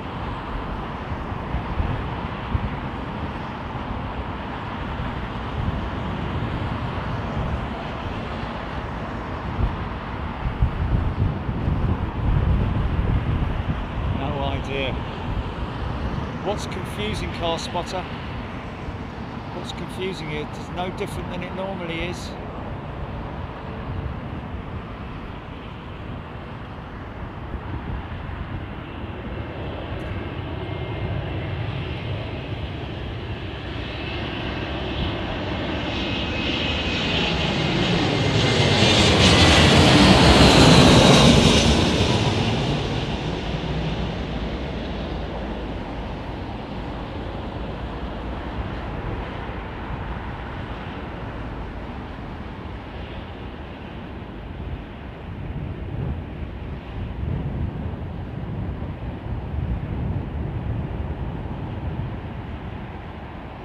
Little bit tentative there. Got it down though.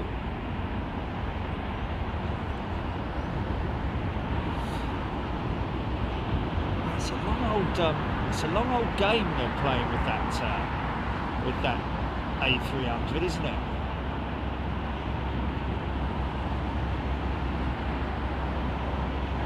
When we were taxiing out the other week, I did look over and saw some engineers or whatever inspecting the wing, the outer part of the wing, well, the wing tip, should I say.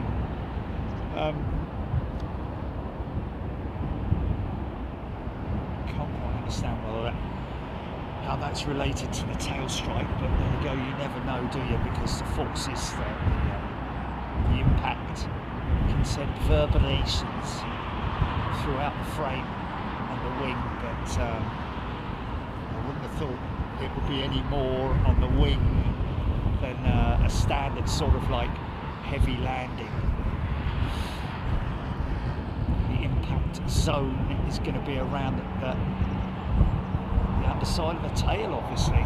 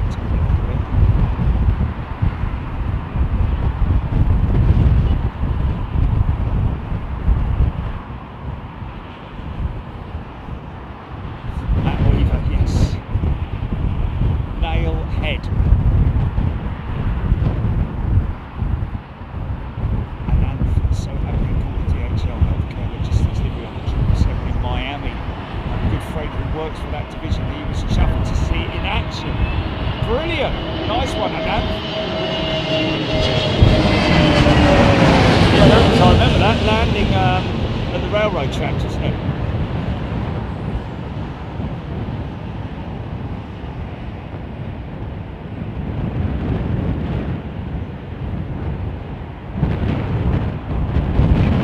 Peachy landing, mate.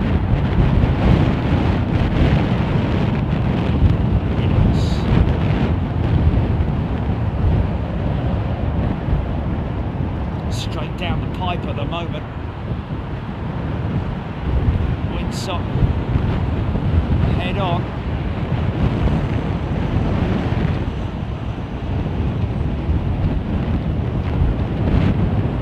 Craig Proctor. Yeah, well, that's kind of like, well, I don't know about that. It's not a case of, I mean, they may have to fabricate new parts if there's a specific, you know, part of the frame that's damaged, but it may turn out that it costs too much to repair, and therefore the aircraft would have to be parted out. And when I say parted out, I mean scrapped, which would mean specific components removed, and then the aircraft scrapping it on site would be a big old showdown, I have to say.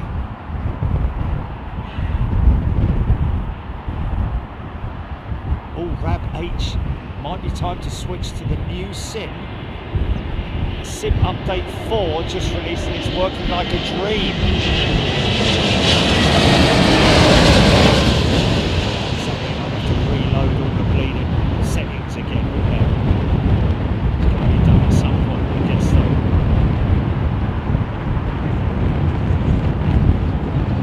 Should we give it a try then?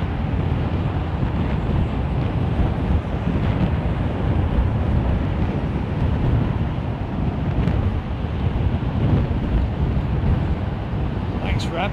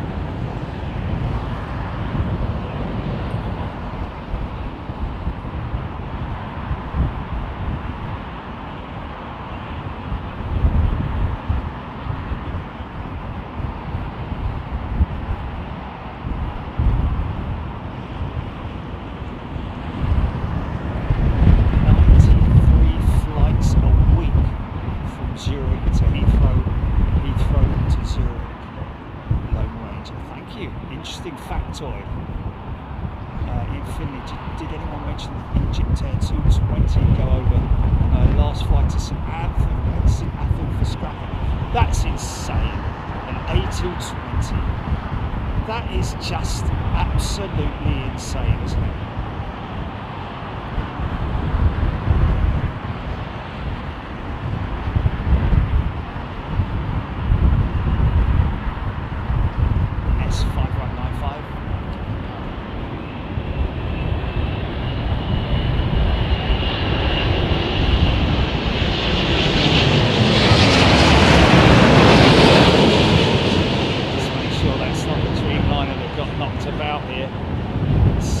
here for repairs.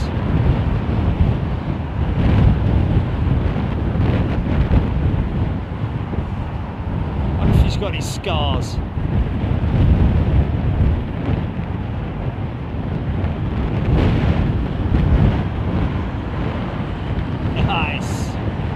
Nice bit of elevator action there, just to smooth out the front end coming down.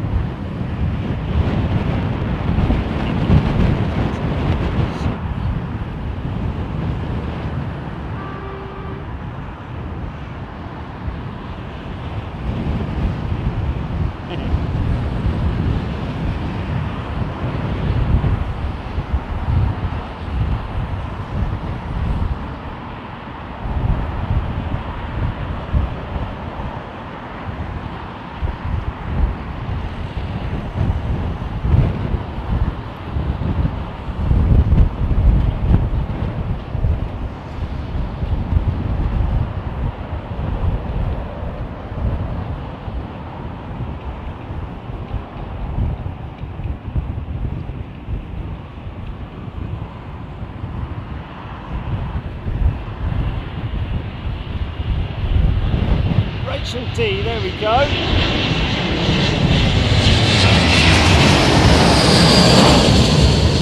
Don't hesitate to come in and make any comments, chat, get involved.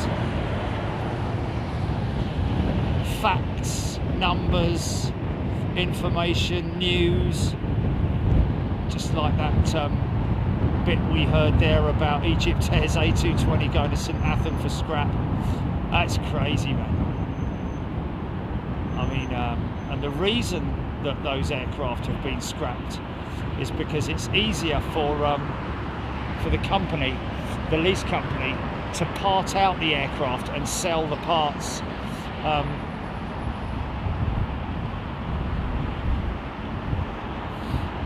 As opposed to trying to lease the aircraft out, because it's an AOG at the moment with the engines because of the Pratt & Whitney troubles.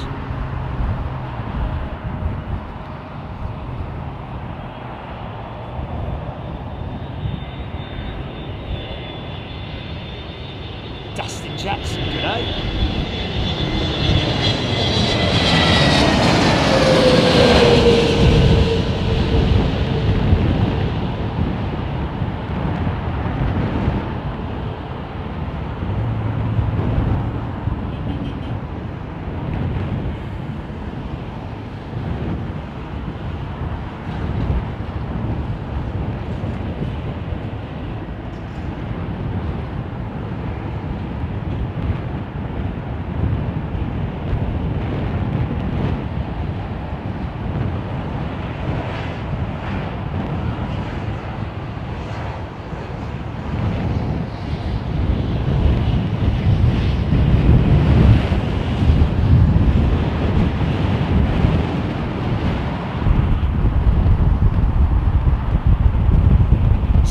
Wants a shout out for his good friend Ulrich, flying out today on Swiss 333, due to take off about 2 p.m.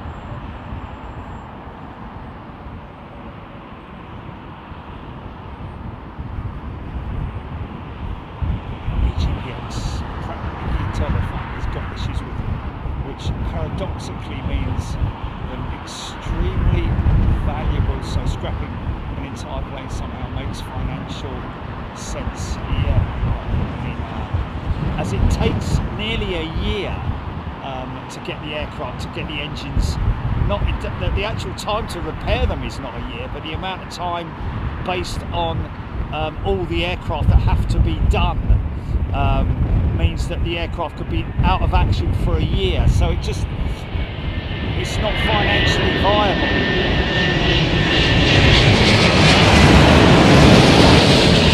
It's not financially viable to just go parking that jet on the ground when it's not earning any money. It's got no income whatsoever. Easy.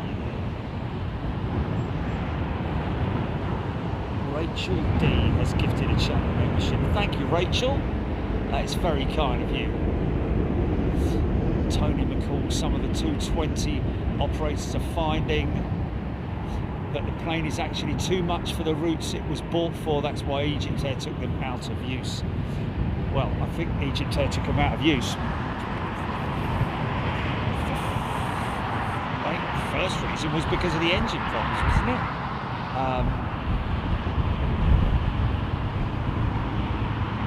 That's what I understand anyway. Something different. Not sure.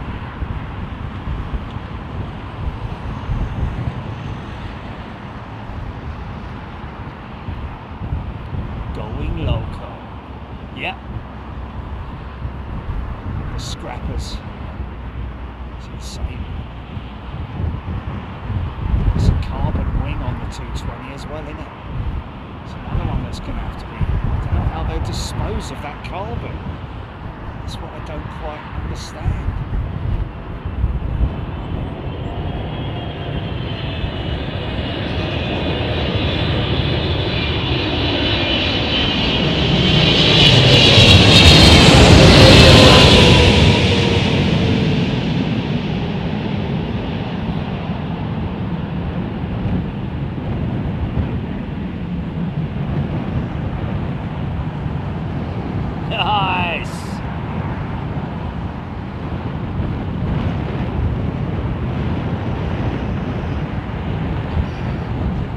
Crazy how much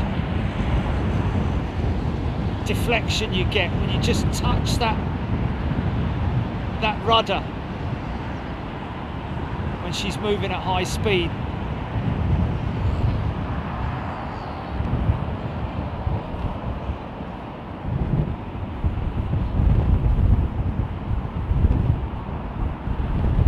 Long Ranger, yeah, indeed. Swiss has indeed. Grounded all of their A350-900 fleet to use for spares on their 300s. Some airplanes stand on the parking lot without engines. Wow. So they'll be using the Swiss jets to fly into London City where they wow.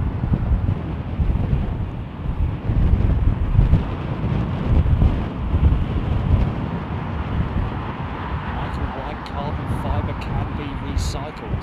Okay. Right. Obviously using some kind of crushing process.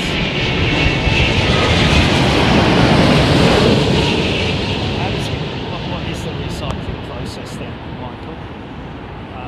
And into what? It's not like, you know, for example, aluminium or alloys can be melted and, you know, ingots can be produced, which then are graded and then used for whatever it might be, tin cans and, you know, whatever it might be. But carbon, I can't think. I mean, obviously it's along the same lines as rubber tyres, isn't it? With regards to recycling. Very clever to obviously come up with the idea of recycling tyres into, you know, safety flooring and things like that. Mix that in with wood chip and it makes great paving and you know, you see it on golf courses and playgrounds and stuff like that. But carbon, yes Ian, I'm aware of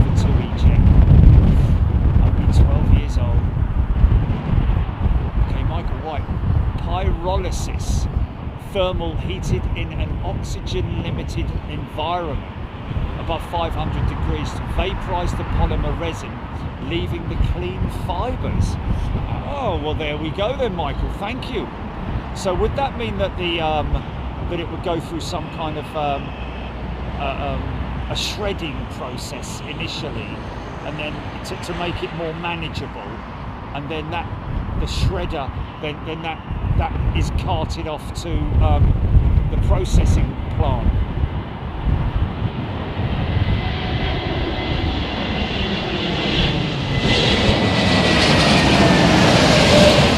Thermal pyrolysis. Okay, there we go then. There's the answer. Now, I don't think they have those facilities on site at Kemble. I doubt it very much. But I don't know if there is a thermal pyrolysis plant anywhere in the UK. GE 1754, $2 great stream. Hello from Punxsutawney, Pennsylvania. Hello to you, thank you very much indeed. Russell, $20 super chat. Please try a cheese steak from Hungry Bear Sun Shop next time you remind me. But anything, I'm not into that kind of stuff, Russell, to be honest with you. Thanks for the offer, for suggestion, but I'm really not into those, and I'm not a big eater with that kind of stuff. And cheese steak, I mean, I like my Outback Steakhouse stuff, you know, but not a big steak. I don't know, you don't know till you try it, kind of thing, I guess. But yeah, I think that's about the 8th message that Russell sent about the cheese steak.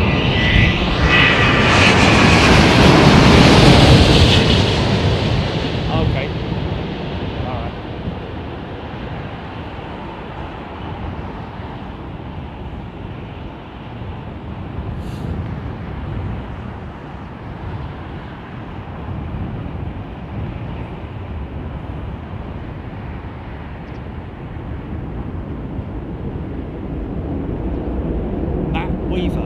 Just driven past Victorville, and it's just a forest of aircraft tails.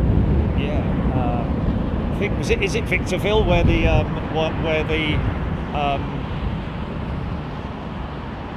Spirit jets are parked up, possibly. Karina Fly's sound is fantastic, especially with headphones on. Awesome. That's what we like to hear.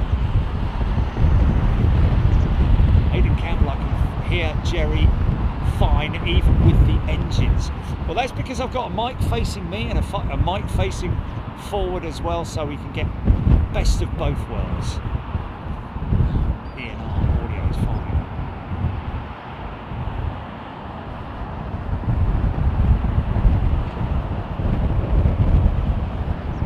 Ninja mod mode activated.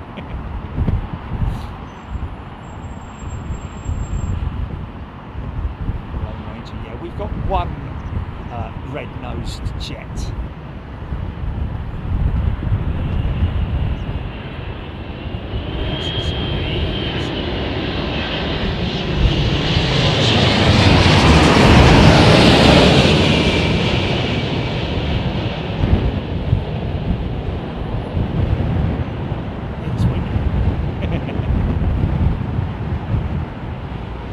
Oh, look at her Type 4 on her.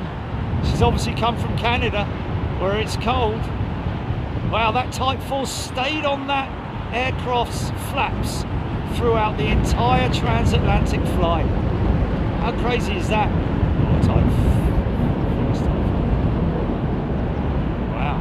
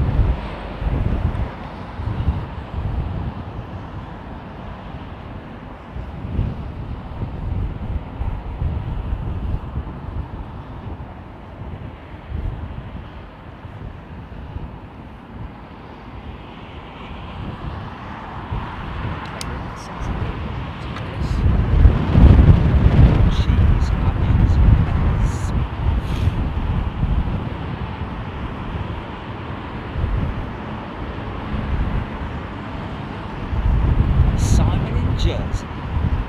Hello to you.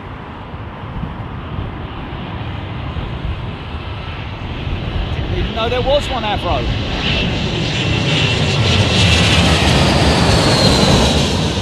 Yeah, it was a while back, wasn't it? Yeah, and it was settled, yeah. I thought we might be talking about one recently. It was quite some time ago.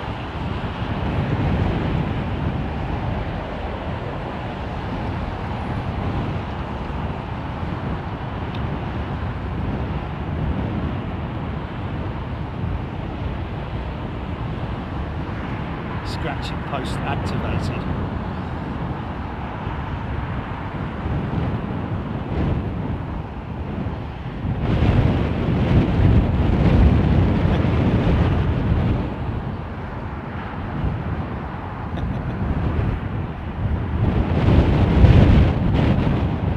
Thanks, Matt. Matt Weaver has gifted 5 channel memberships.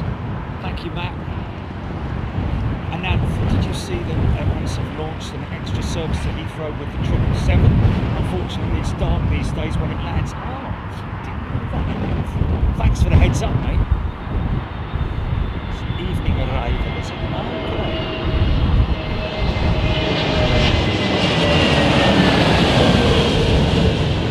Still going to decompress.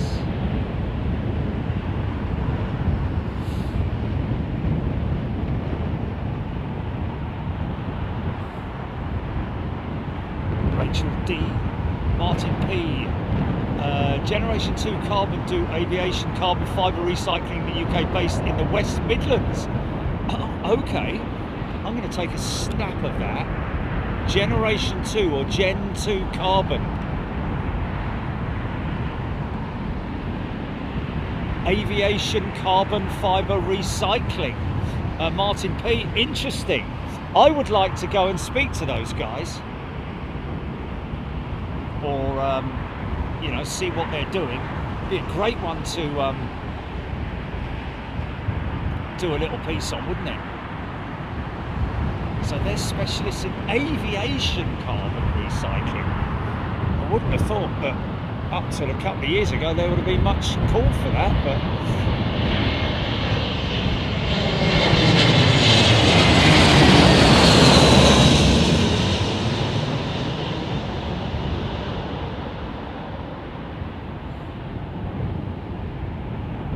busy bees now, aren't they? The A220 wing is carbon, isn't it? Can't they recycle? Can't they? I mean, the wings are bolted on, aren't they? It's a bolt-on wing. Well, all wings are bolted on, aren't they? So I'm surprised they were not able to recycle the wing, or you know, mind you, planes that don't really need new wings, do they? It's not something that's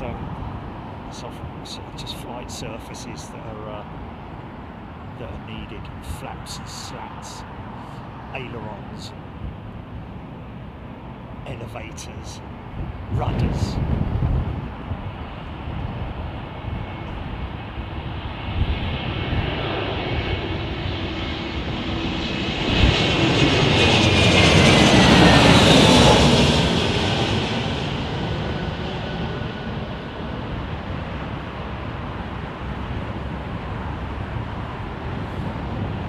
Just say a big shout out to everybody who's watching right now. I appreciate that obviously I'm reading out chat on my phone. Not everybody is in the, you know, is involved in the chat, listening to it in the background, watching it, just sitting there watching it and enjoying it. So each individual one of you, hello, and a very warm welcome to Big Jet TV. If you're new to the channel, a very warm welcome. Just so you know, we're live every Wednesday and every Sunday. We do have an evening show on Fridays as well, which alternates between the Sim show, the Sim Challenge, which is this week, and the on-air show, which is a just general sort of like news catch-up playouts, that kind of stuff. And of course we travel overseas as well, just freshly back from Miami.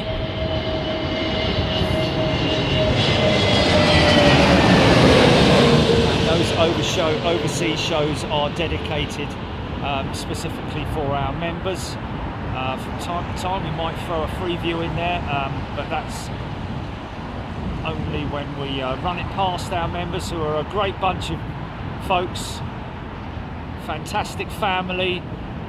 If you want to join us, then you're more than welcome to. Of course, your membership is put to work, folks. We do like to give back as much as we can to our members. We do charity work as well. We've just recently posted yesterday about the latest charity organisation that we've gifted to, which has come from our revenue stream funding. So that comes from everybody who's watched Big Jet TV, not just the members.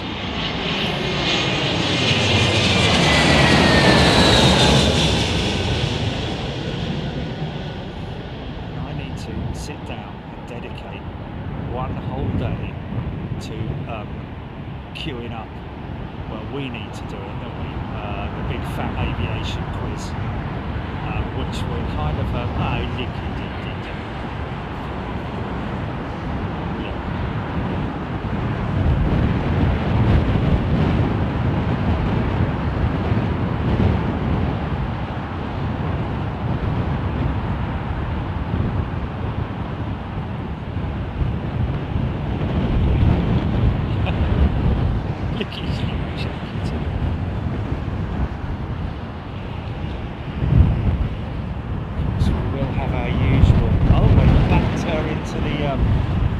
into this test cell, have they?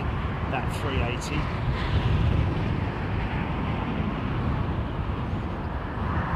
Might hear a bit of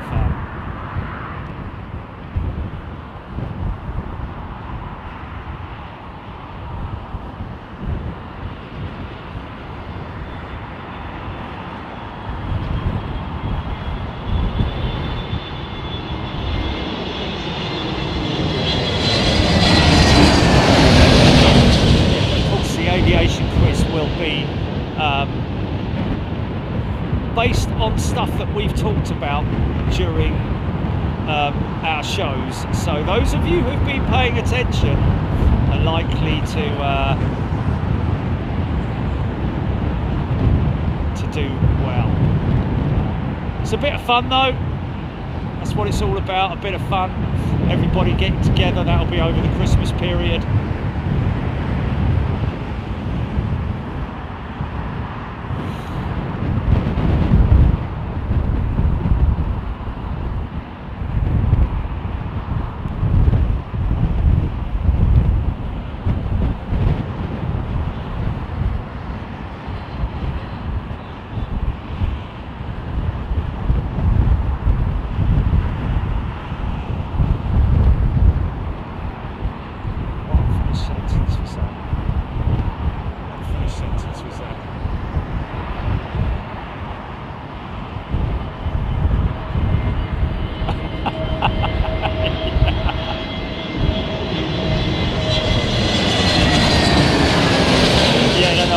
Dedicate a day to the oh, look at the OCCD. Yeah. Oh, easy there.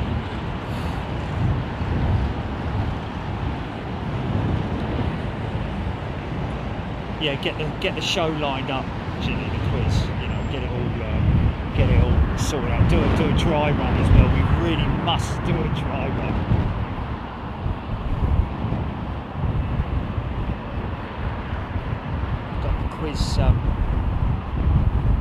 I've got the quiz music as well. I've been rewatching lockdown quizzes. Laughs galore, highly recommended. Emirates.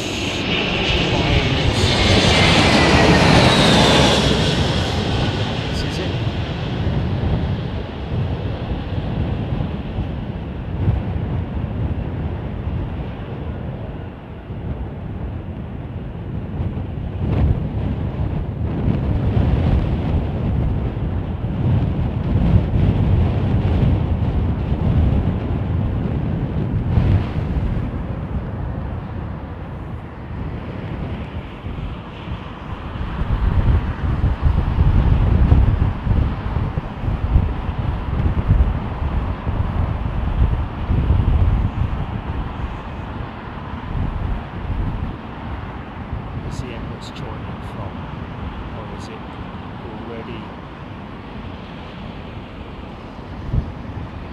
Chigwell, Chingford, okay. Tottenham Hotspur.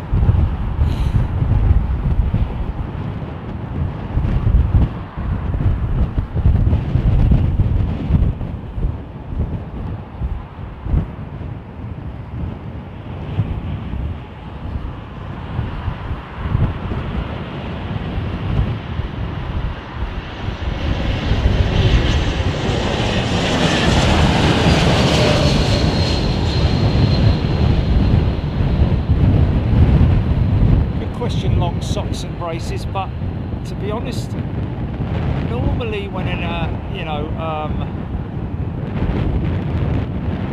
normally the whoa, that was a bit sketch, wasn't it?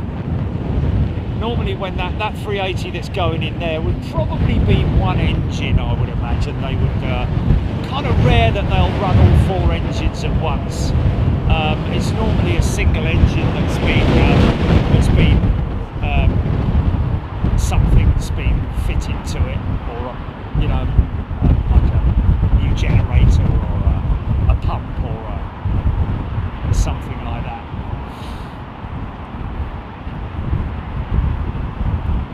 So no, it would just be generally one engine that they'll run up, and they will run it up full power if they have to. That is the ATR. Somebody very cleverly spotting that from miles out, man.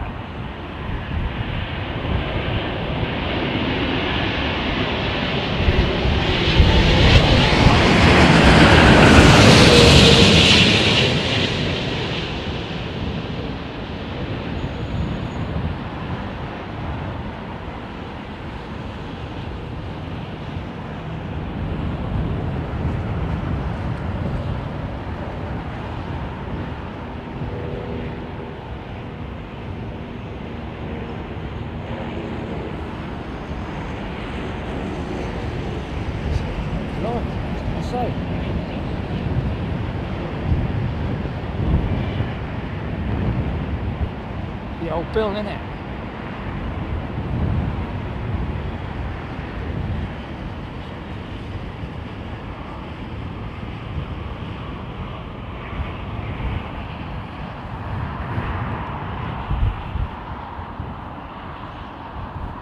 So that 380 is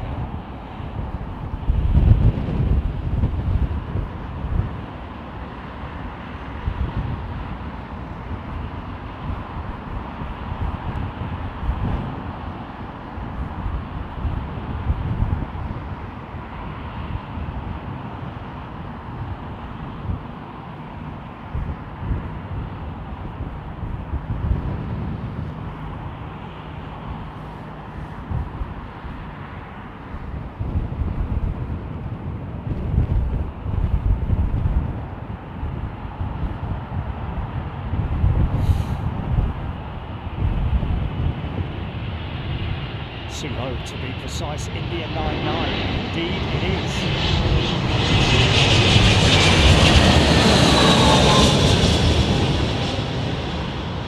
They've posted on Twitter a few times with their thermal imaging camera where they've hovered above the flight line and shown some incredible footage of aircraft's engine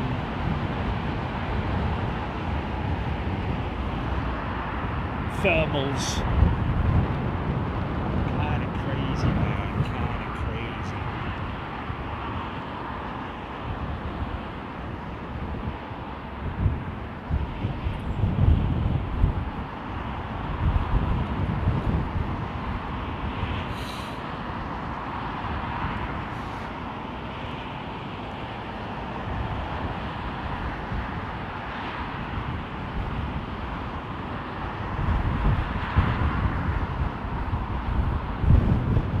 Blown around a bit.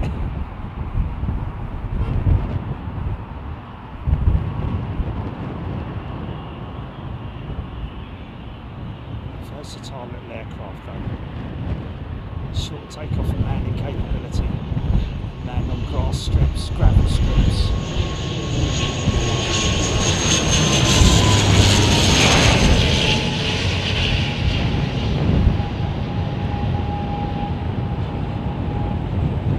Short strips, of course.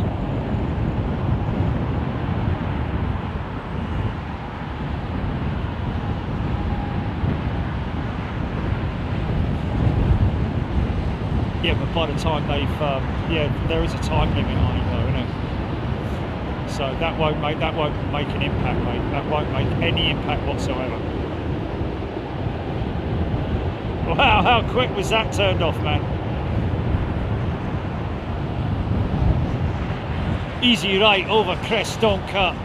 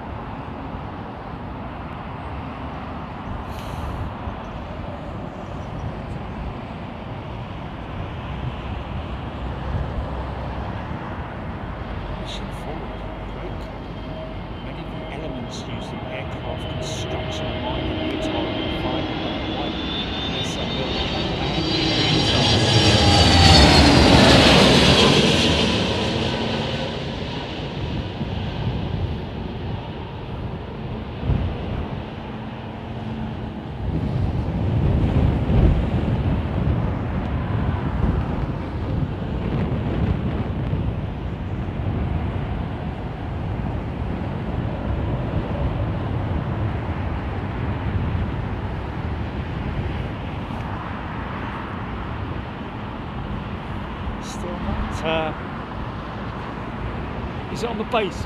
Is it on the base leg yet? 380. Where is it going?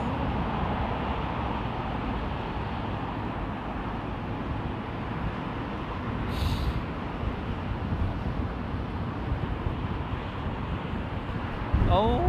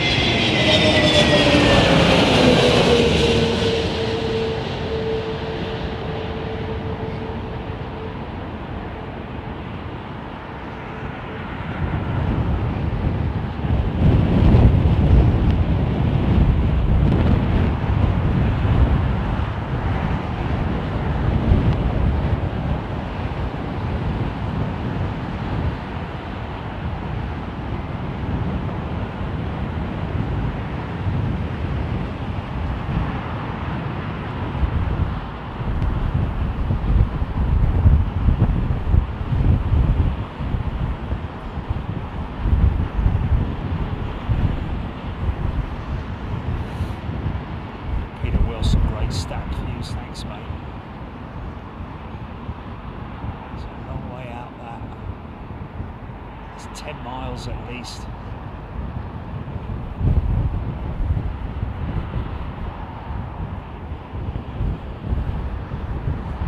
Alley Hill 380 just turning over London City.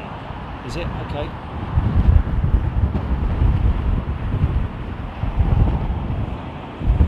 From the north, yeah? From the north!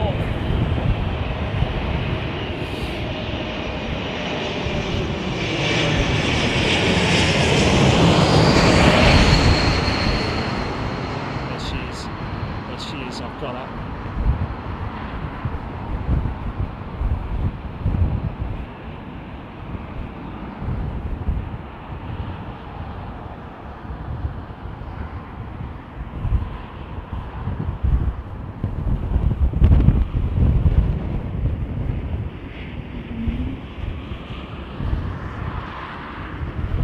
Or we could be in for a cloud burst here.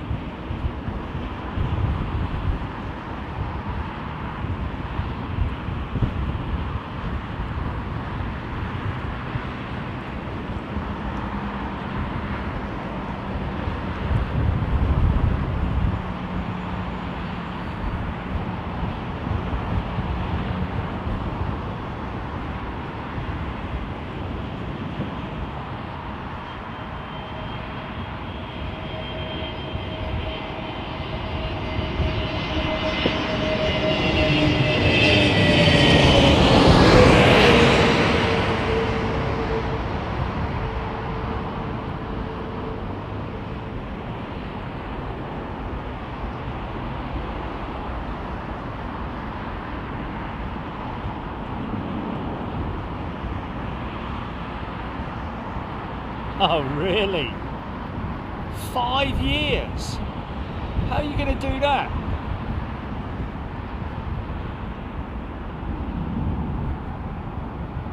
Oh, okay, yeah, yeah. Oh dear, oh dear. Aaron Thomas, American 777 from LAX in front.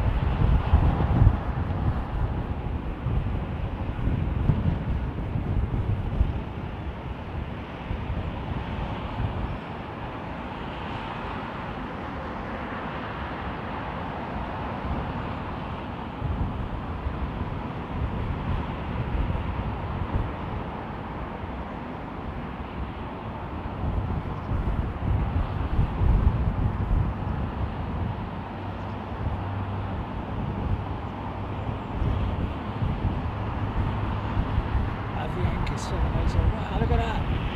Yeah, look at that.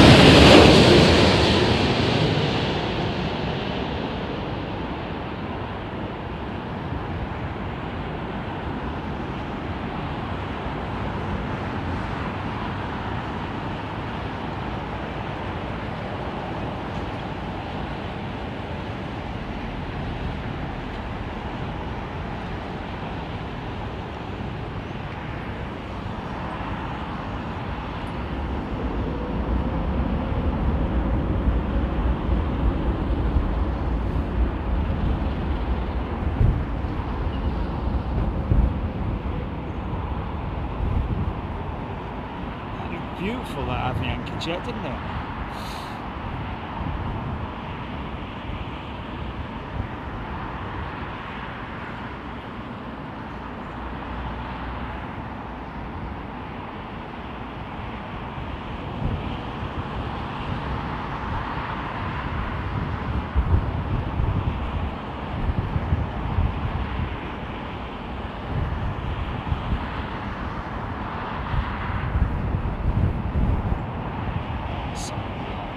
Watching the flex of the wing on the 787.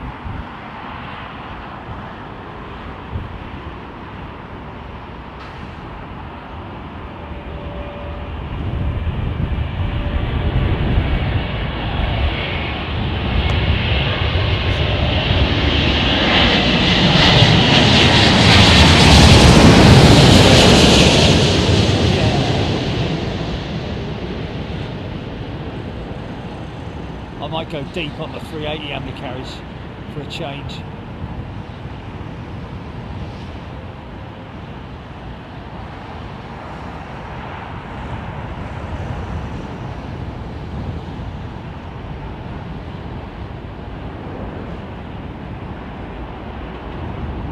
I'll tell you what though, the old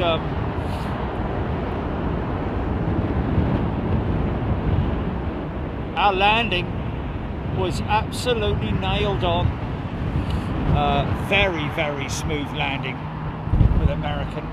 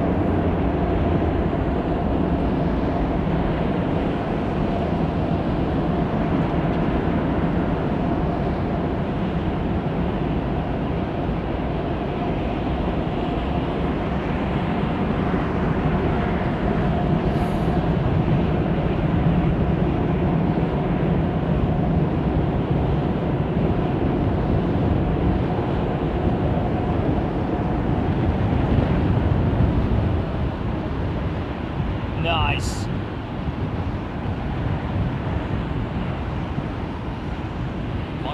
Such a brilliant aircraft. It is, isn't it?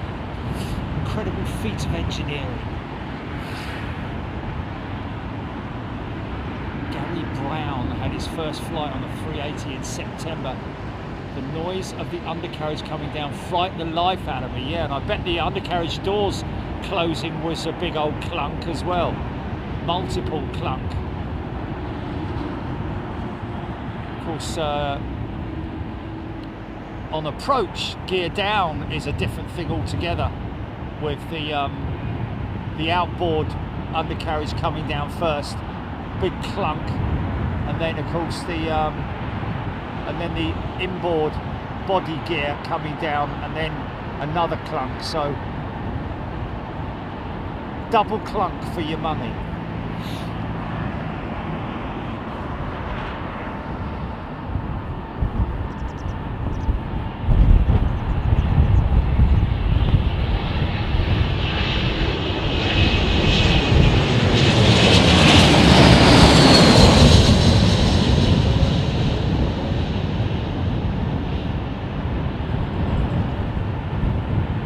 Yeah, big shout out to Angry Pirate, sorry, who we met at Sainsbury's, of all places. Came up, knocked on the window, said, I can't believe it, mate. This time yesterday I was watching you guys in Miami on a train coming from Manchester to Euston or wherever it was, and here I am talking to you now. Crazy, man. Simon Lai, curve of a 380 wing from behind is awesome. Yeah, just check out your average bird of prey and then compare that. Autopilot, just curious to see how much defueling the 380 will do at Heathrow. Sometimes she's more tanker than anything else. Defueling. I don't know about that autopilot, really.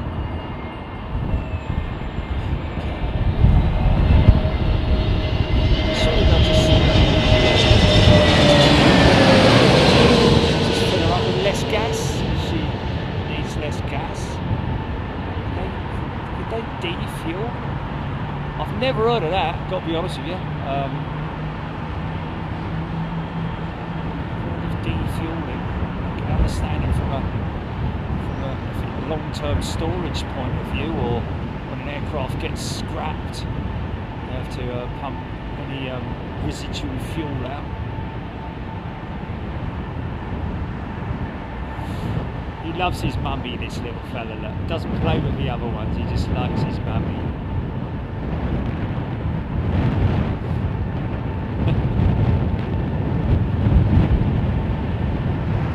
Alex Jacobs has gifted a channel membership. Can you hear that 380? Running the engine up. Rob Ashplant, Global 343 north of Heathrow. Heathrow? Where?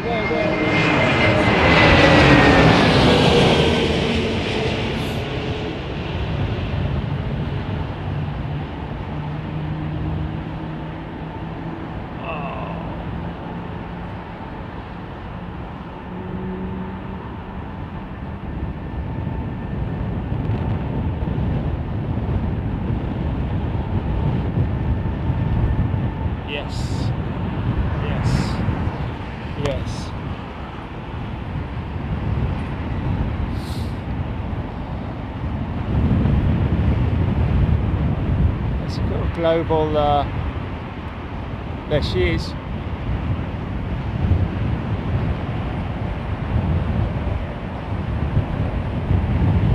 Operated by High Fly Malta, so where's Global come into it then? Oh, the livery.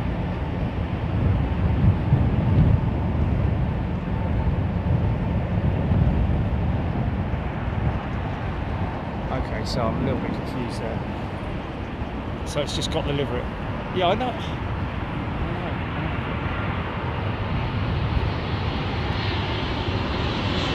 That looked like the High Fly livery.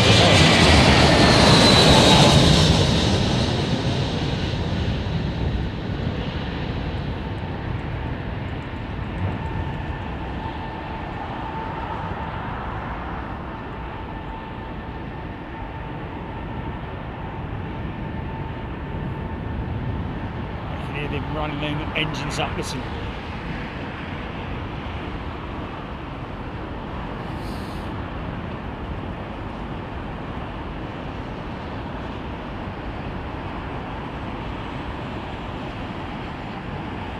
Shaman Ray, there is no bladder or fuel cell. If an engineer needs to get to a part, the void inside the wing is wet with fuel, including looms and servo housings. Yeah, they used to have bladders, didn't they, back in the old days? They don't anymore. The wing actually serves as the fuel tank, doesn't it?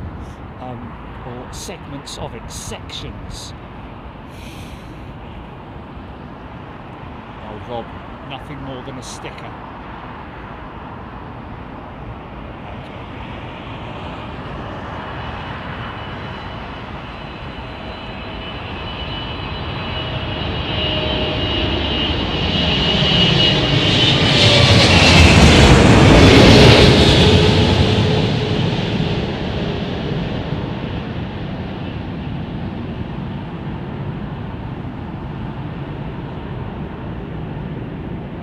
Nice.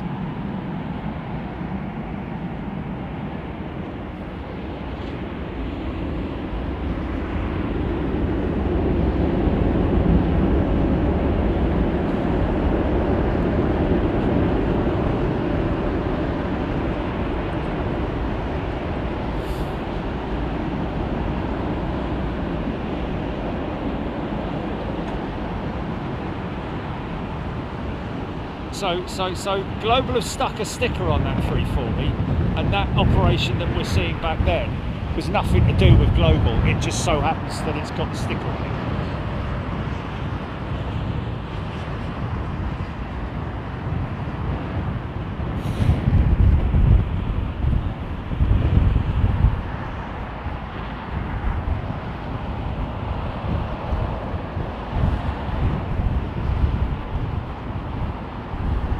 W380X, well, the Global 380, sat waiting heavy maintenance. Yeah, I can see Emirates buying that and just, you know, using it for spare parts.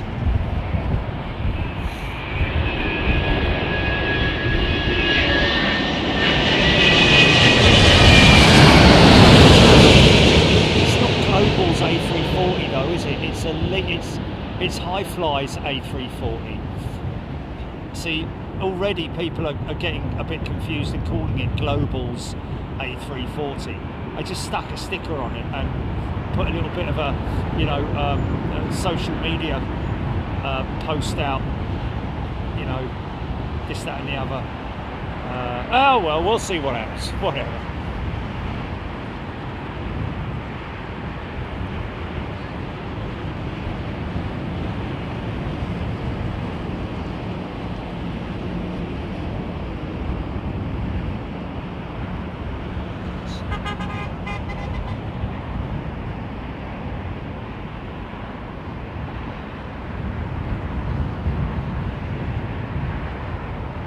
Another one.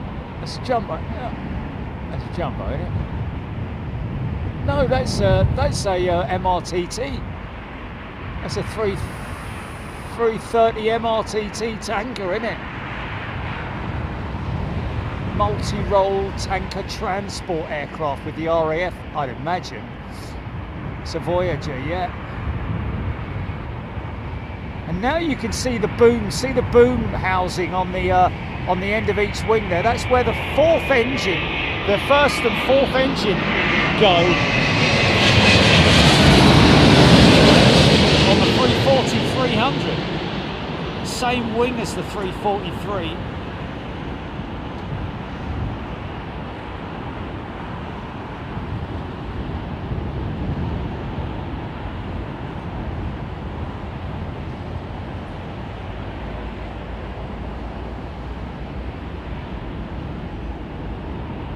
Hi-Fly has no scheduled destination. It specialises in worldwide aircraft leases and ACMI services on medium to long-term contracts for airlines. Hi-Fly. Oh, sorry. Yes, of course. Hi-Fly. Yes. Sorry, I thought we were talking about Global there. Yes, of course they do. That is their speciality. Aircraft Insurance and Maintenance, ACMI, by the way, if anybody's wondering.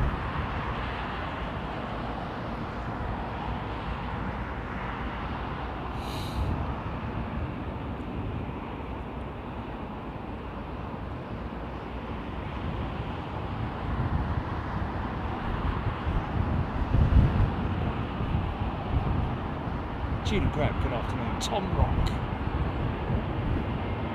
Rapidge, Tavray, Skilly, Scott, Kalina, sorry.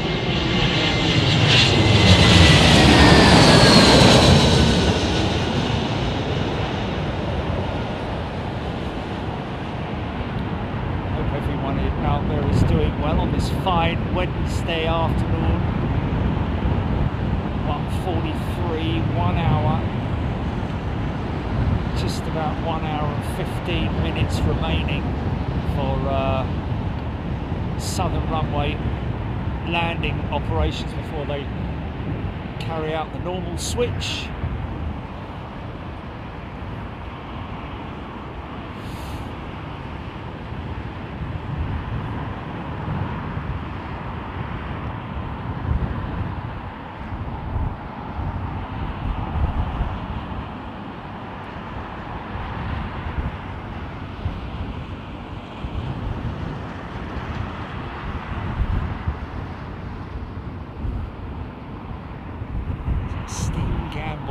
South African Airways also started using a 330-300 for live fly.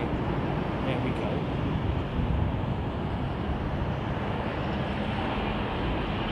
Scropey,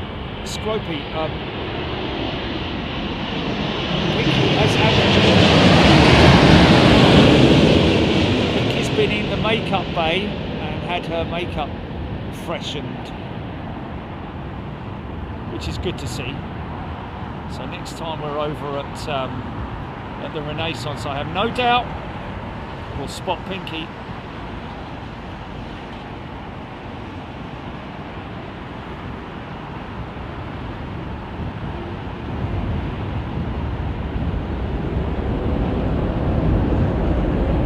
Yeah, full beans.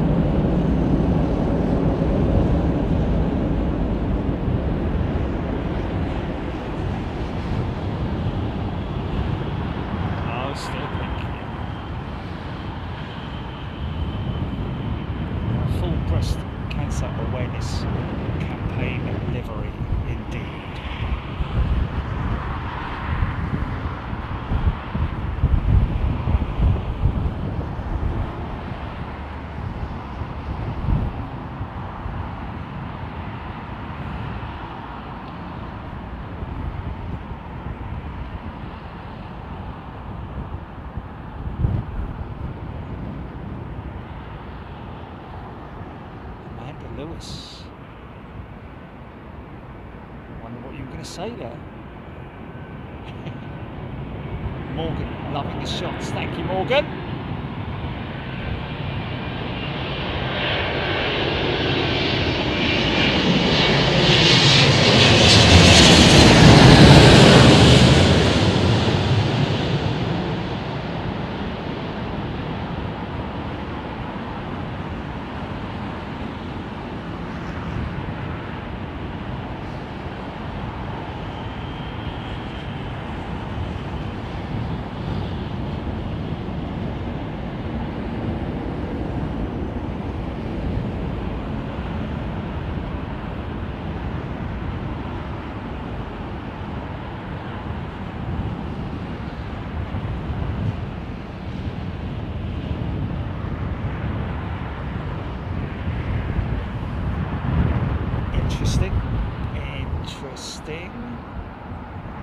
Where are you? Okay, Lowlander. BEA 380 to San Francisco. Looked as though it had a problem over North Scotland. It did a figure of 8. Now turning back, he thinks.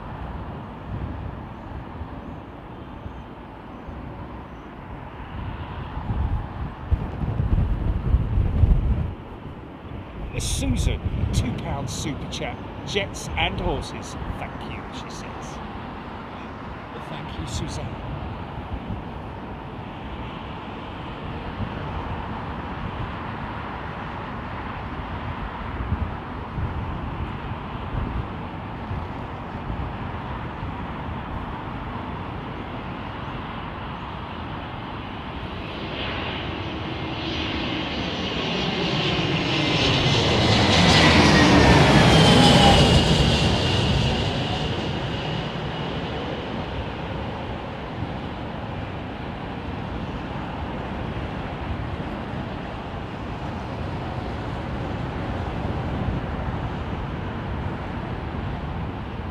dear. So apparently, yes, she is dumping fuel. What's the flight time? Scotland to here, a good 40 minutes or so, isn't it?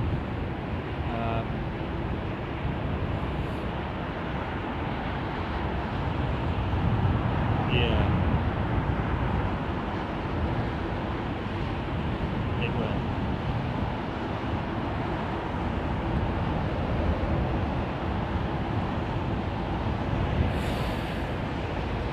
Yeah. Well, she'll have quite a lot of fuel on board, I would have thought. The new and old livery on the 380 tails there, look.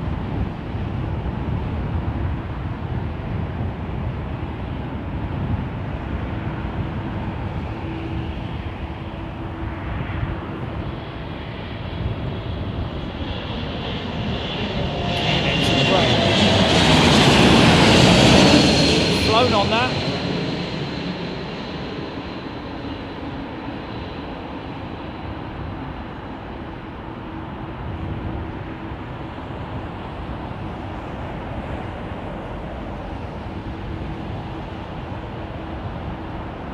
Virgin 787-9 from Tyrrell.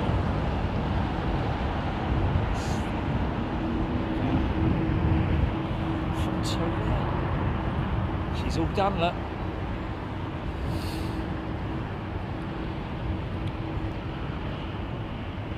Harold Clark tuning in from New York. This is oodles of fun, he says. Thanks for this great feed. Well, thank you, Harold.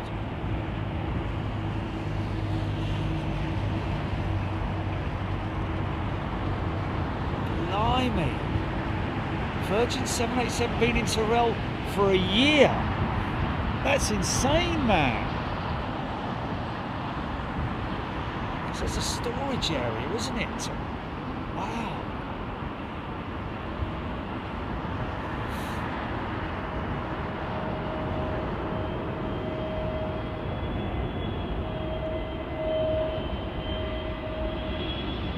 Wow, that's got to be a Trent 1000 issue, isn't it?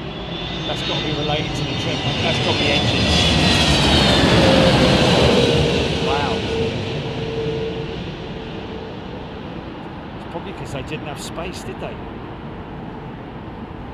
So they did the took the engine or engines off down in Tyrrell, got them shipped out to get fixed with Rolls-Royce over here, and then yeah, they just wouldn't have had space. So that's definitely an engine issue with that 787, I would imagine, coming from Tyrrell. Landing here in, what, 10 minutes or something, Jerry? Did you say?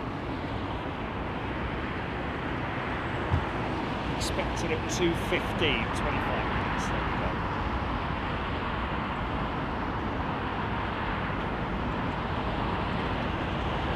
Morgan loving the sound of the engines on his sound system. Love it.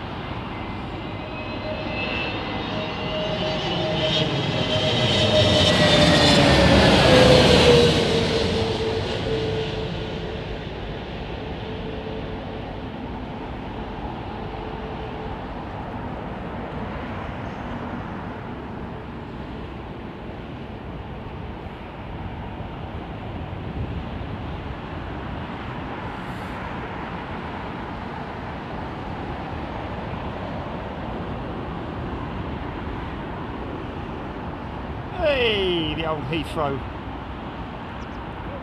snow clearing teams having a little bit of a practice.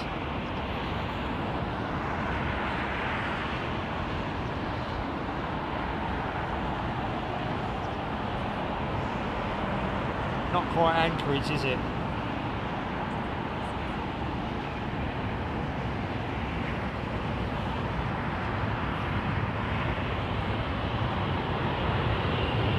Or Toronto.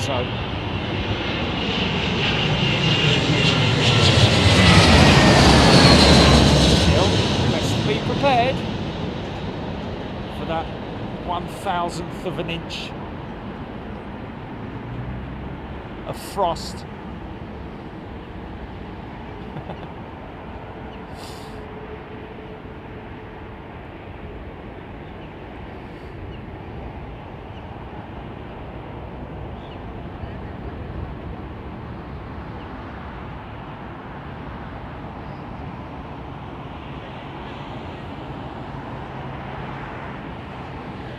Becky Hale, Pinky looking great in her new makeover.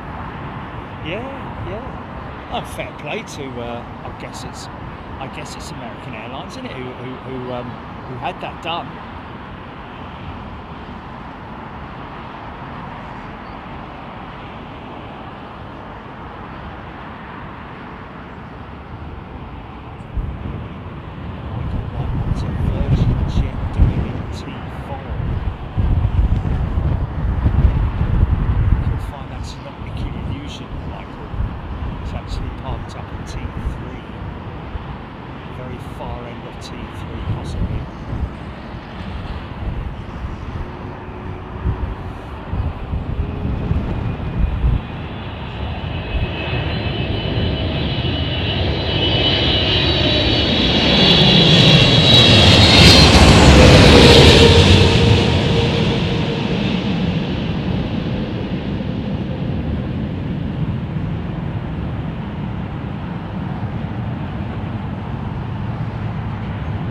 Yeah, big and smoky, man.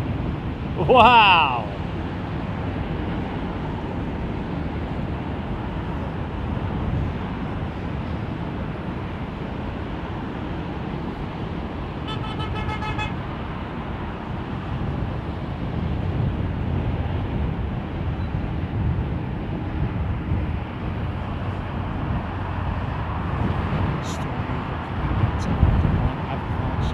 Oh yeah, it's definitely, of course it will. They'll definitely land her and bring her back to London. Maintenance more than anything else.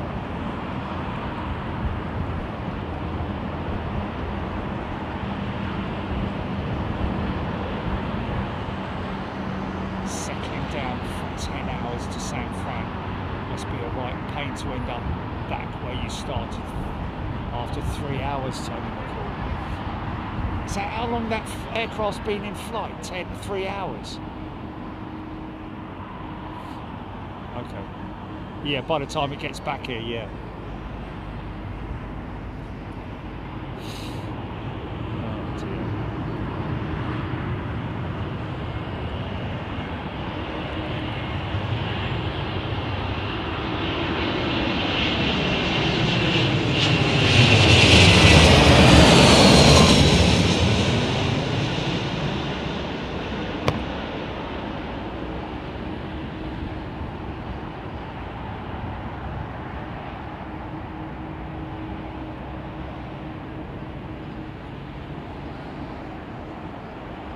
So I guess we need that jet to complete its dumping procedures. Well, it'll be an amazing view out of the window because the dumping pipe, the fuel dump pipe, is right on the end of one of the, you can see it there, right on one of the end of the canoes there. So whoever's at that window, well, actually probably more likely back there because the vapour, because it is a vapour, let's face it, so it probably would not really be that noticeable.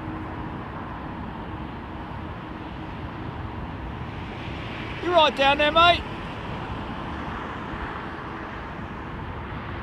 Scratch.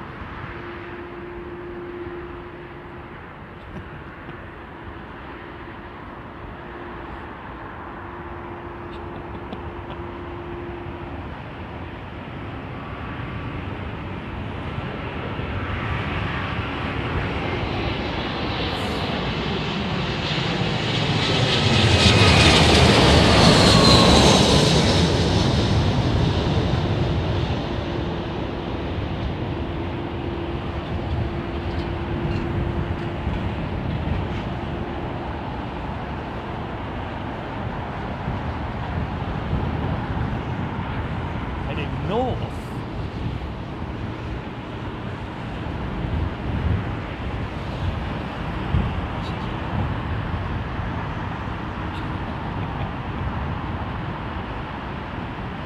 City North.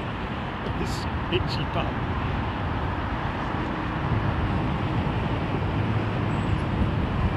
And here comes the baby.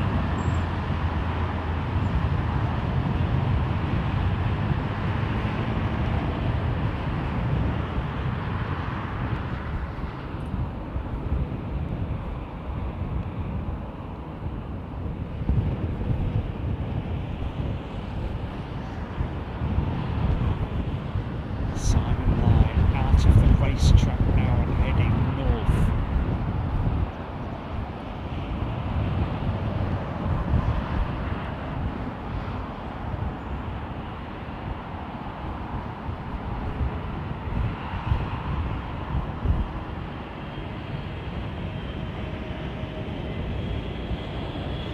Simon Lie, I don't think so.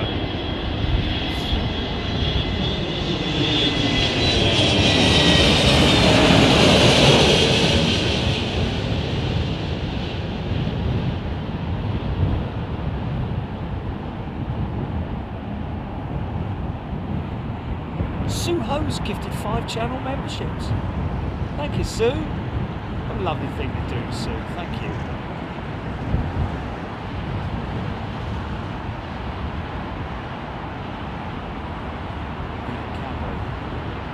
GXLEK headed towards Lewis and Harris.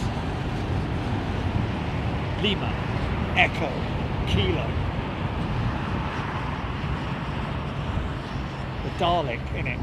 Exterminate!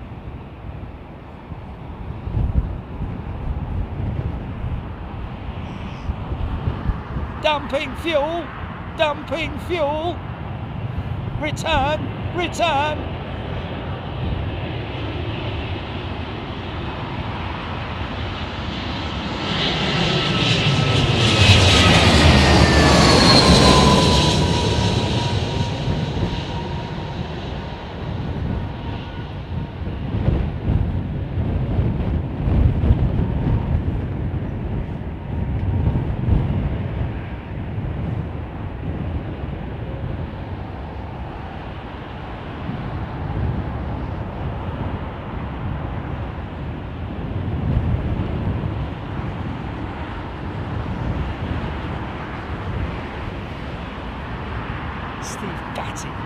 Swiss 330-300 behind the BEA 350. Swiss 330-300. It's always nice to see, isn't it?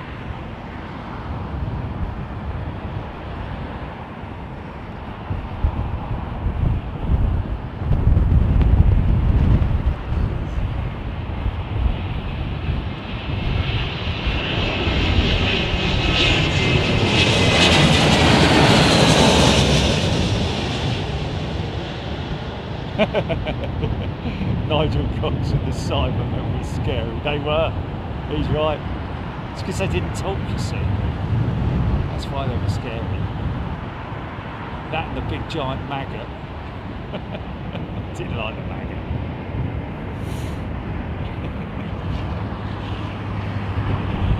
Steve Batty 5320 just got in front of the Swiss 330. Swiss.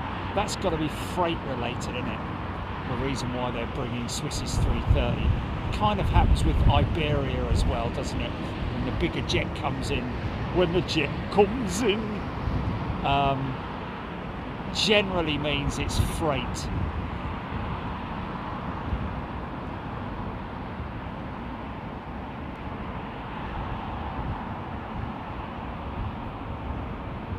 Feather Dust is supposed to be getting ready for their flight tomorrow.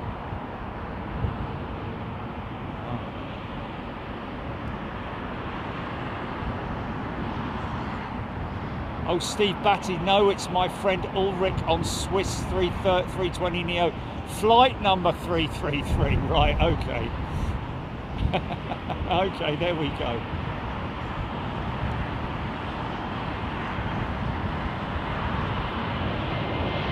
Another El Al inbound. Nice Austrian 320neo.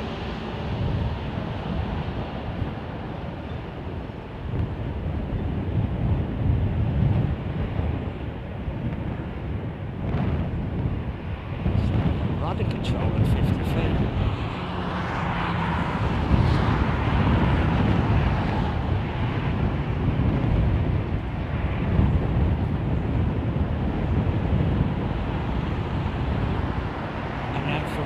The Slinger arrived just before the end of the show. What's her ETA this very moment in time.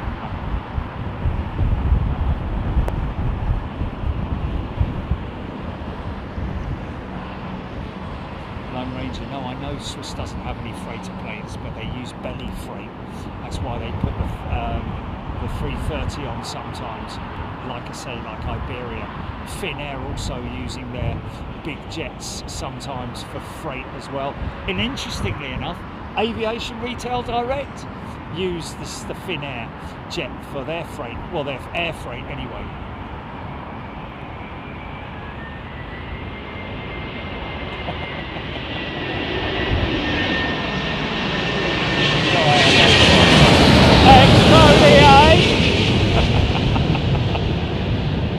I like that. Dalek in cosmetics.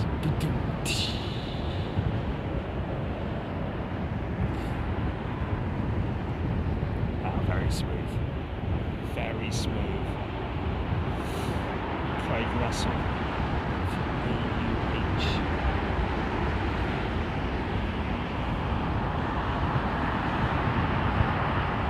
Peter Wilson, interesting. How did the Daleks voice also did the voice for it's a bungle bungle yes oh it's George, isn't it? George yes.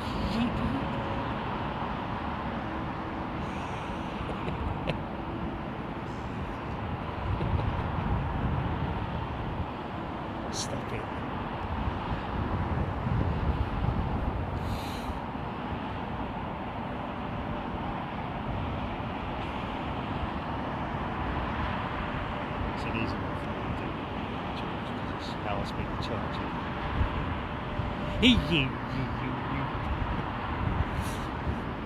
Ian Hannah, Swiss delivery, lots of chocolate and coffee for Christmas. Ali Hill, current ETA for the Slinger 1451. Keep it on that track.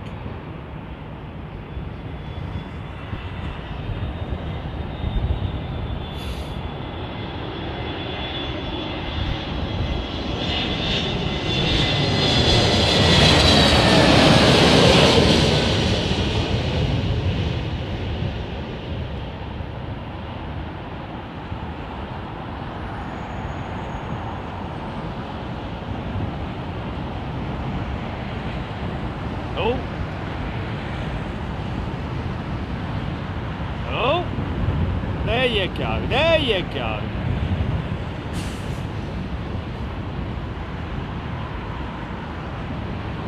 And BEA A380 from Los Angeles during at 1447.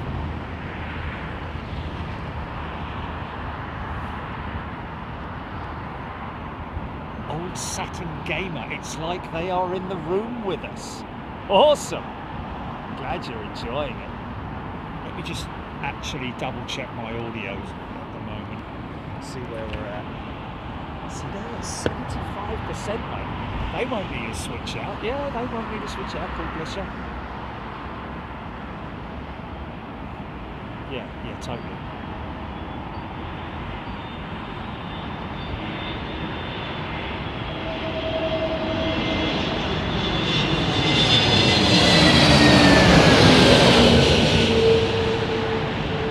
Major squawk going on with BA, is it?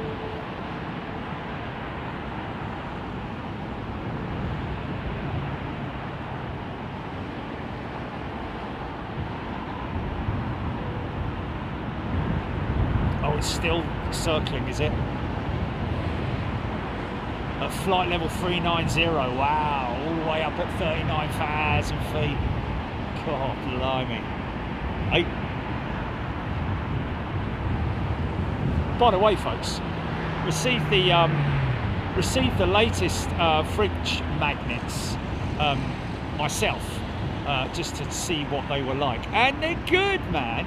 I like the logo one, I like the pinky, and I like the van. We did an experiment with our livery on a 380 as well. Maybe you want to go and check that out. But yeah, they're really good, man. They're good quality as well. They stick fast.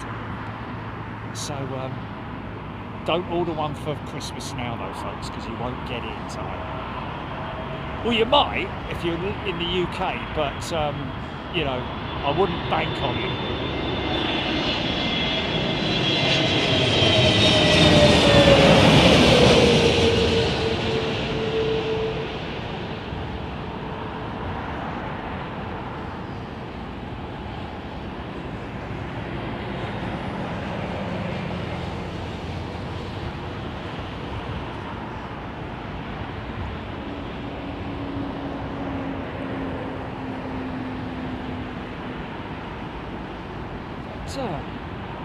That other Emirates 380 must be gone tech or something, because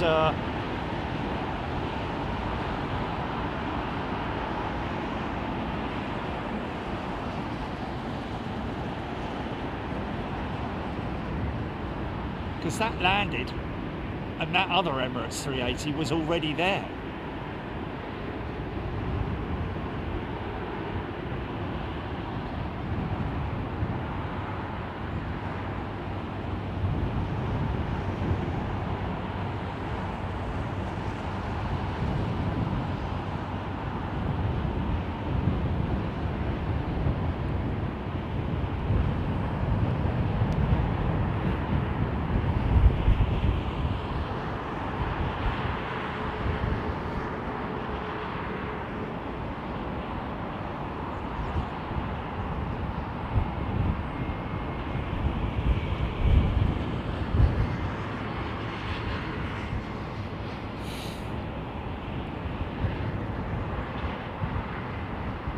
SQ308 over Belgium now, Aidan Campbell.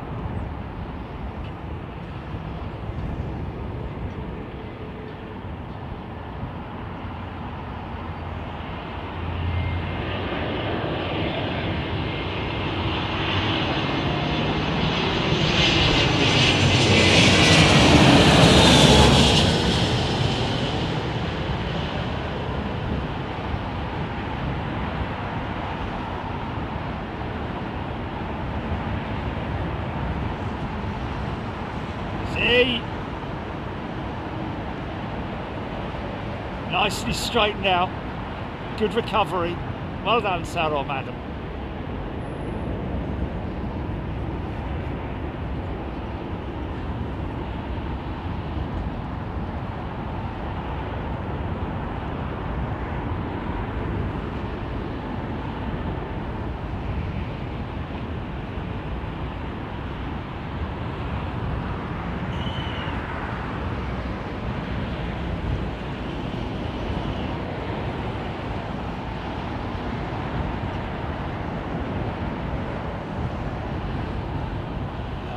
EK2 was due to depart at 13:40, now saying delayed until 14:30.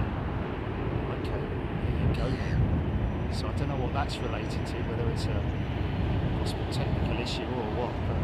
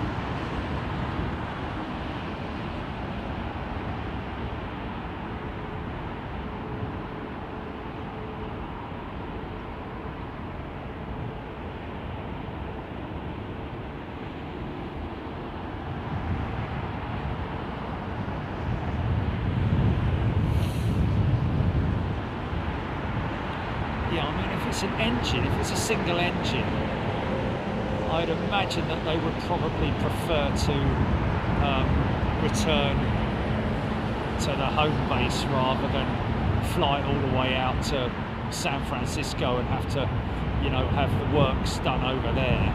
It's just going to be easier logistically, isn't it, to get an aircraft dealt with.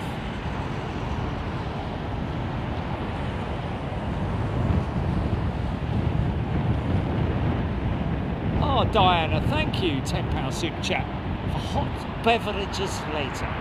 Well, I'm going to see the specialist this afternoon about my rotator cuff. I'm assuming it's a rotator cuff, but we'll just have to see.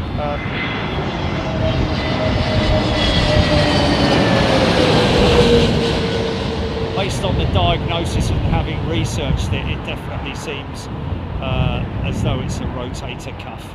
We'll just have to see the severity of it when the results come back. But the first part of the dealing with it is going to be this afternoon in London. Got to see a specialist who was recommended to me by a friend of mine who also had a rotator cuff injury. Went and saw this specialist, 2 visits, and he was dealt with very swiftly by way of a cortisone injection, which sorted him out, which I very much look forward to, because it's bloody inconvenient is the best way to describe it.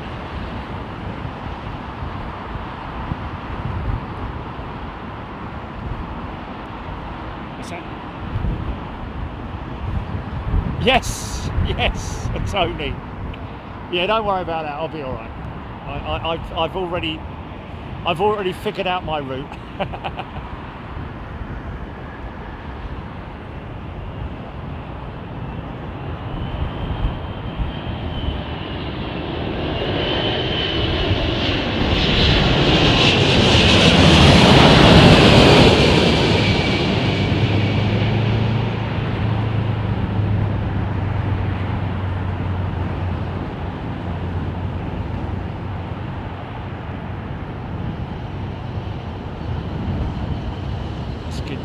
Good timing with Etihad, isn't it? One out, one in. Not slow it down, son.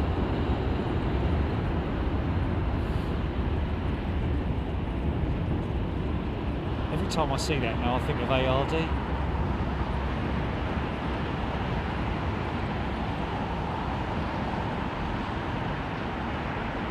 Bloody hell. Frozen shoulder. 2 years to heal. WD-40 infinite.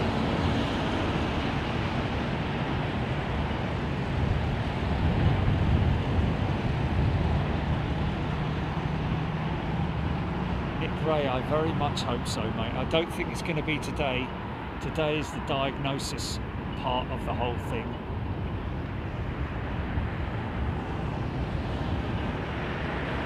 Cox, a bit eater. Yes, he's got a little bit of eater about it.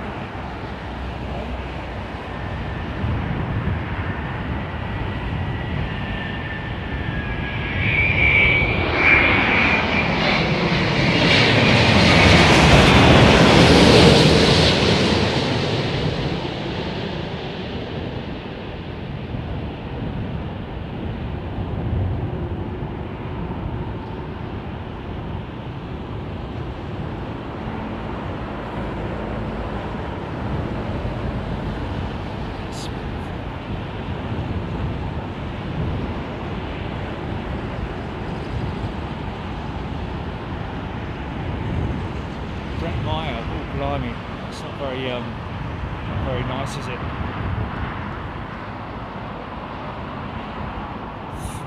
failed operations. Oh my good God. Yeah, not only that, but the operation, you have to leave it in a sling for 6 months or something stupid like that, innit? I just couldn't do it. I haven't got the capability of doing it. It's career ending, isn't it? If you've got to do that. For me anyway, just got, like you say, just got to get on with it and do it. it's not very nice to Morgan. I love sporty liveries and race cars and so on. There we go. So this is Royal Jordanian. Is it a clean livery today?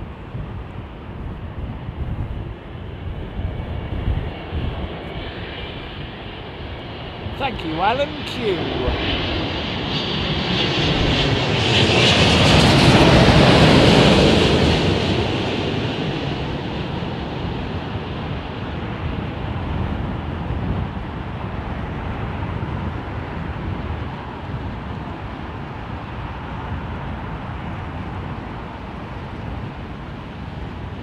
Very smooth. Big shout out to our friends at Royal Jordanian. We know they watch sometimes, pilots.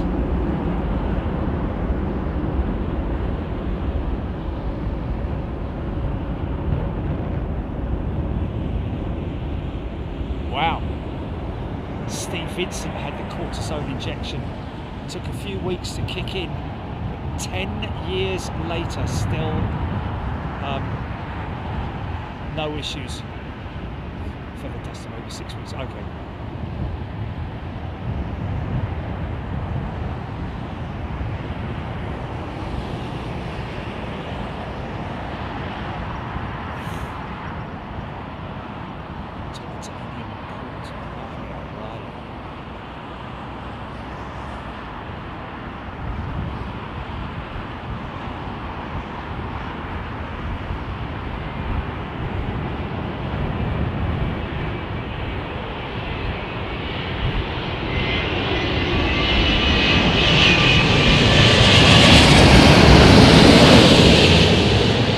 Is that her?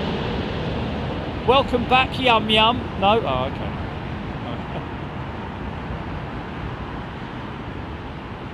Bosh! Wow! Yeah, that wouldn't have been a very nice welcome back, would it? Flipping heck. Check those mains.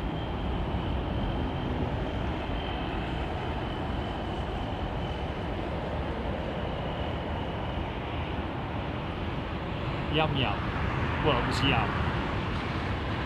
Y-U-M. Nick Gray, 9 months since my cortisone. Oh. That's not the one back from cortisone. Cortisone. Turrell.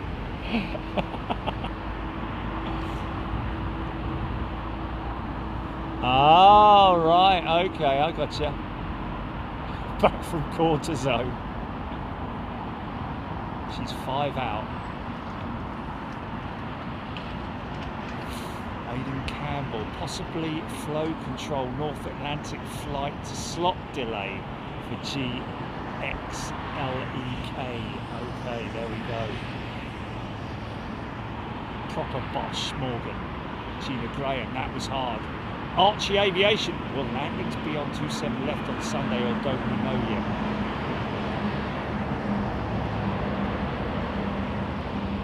Yeah, they will. Dimitri Spiru, still ducking.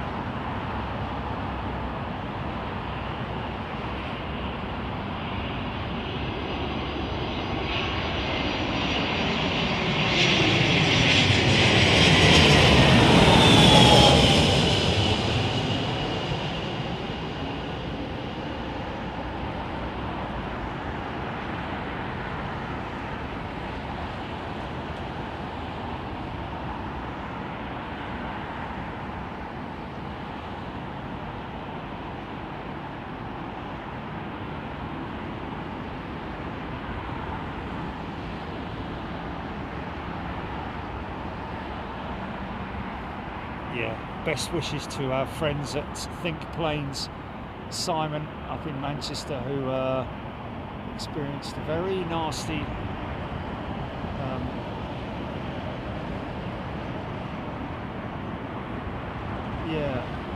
attempted mugging earlier on today.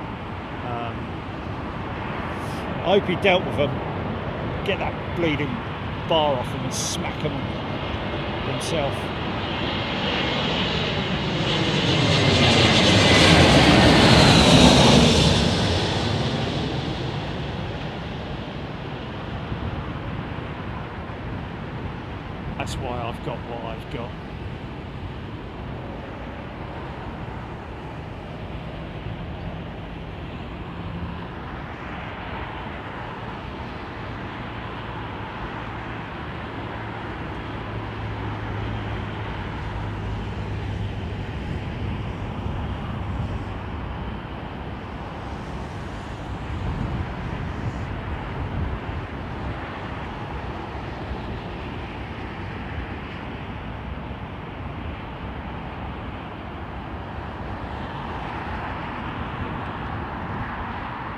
Yeah, it's no. I don't think there's any question of slots, is there?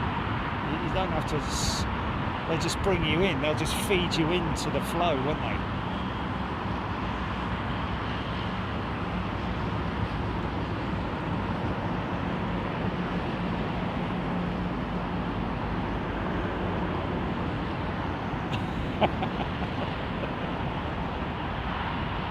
Very funny, Nick.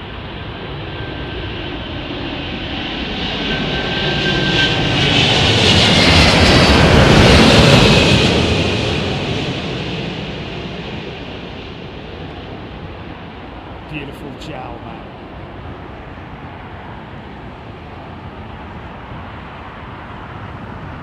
Beautiful flare and all, man.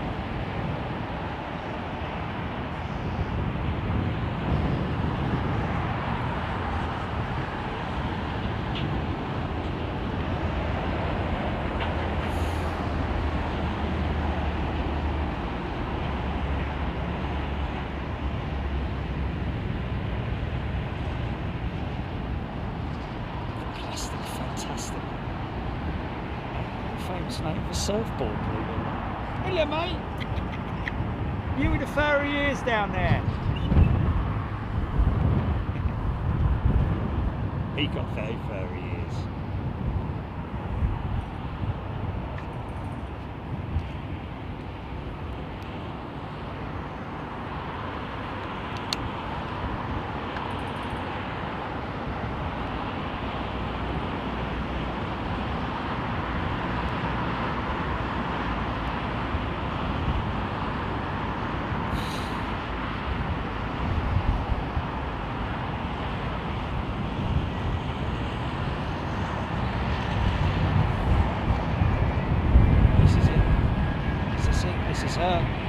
Welcome back.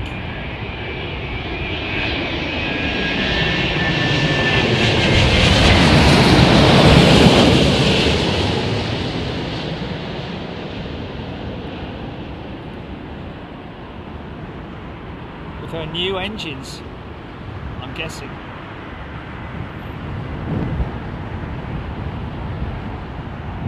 Wow. Yeah, she's light. I wonder who's flying that.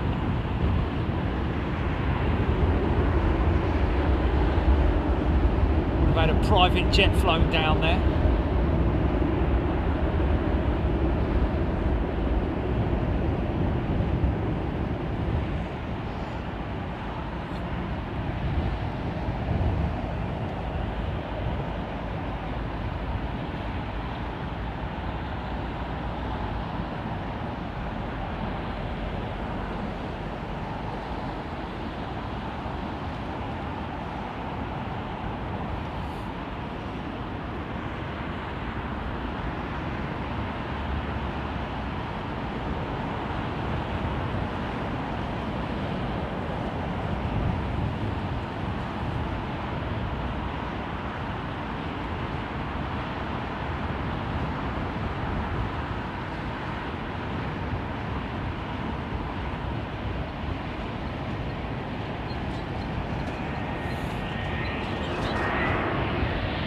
.350.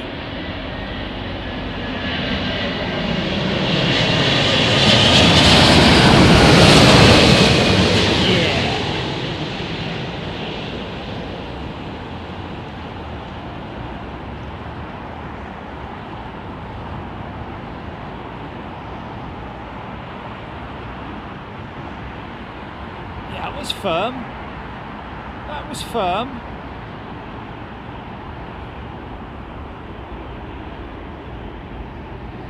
Shake, rattle and roll inside the cabin.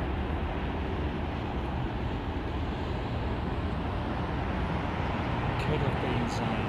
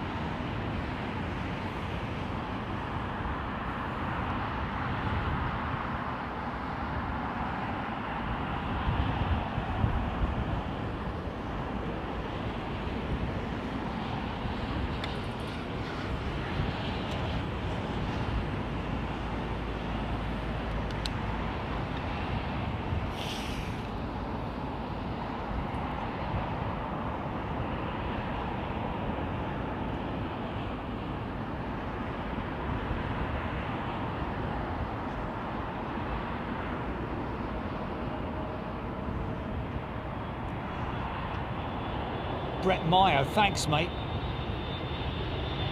Just do a battery check.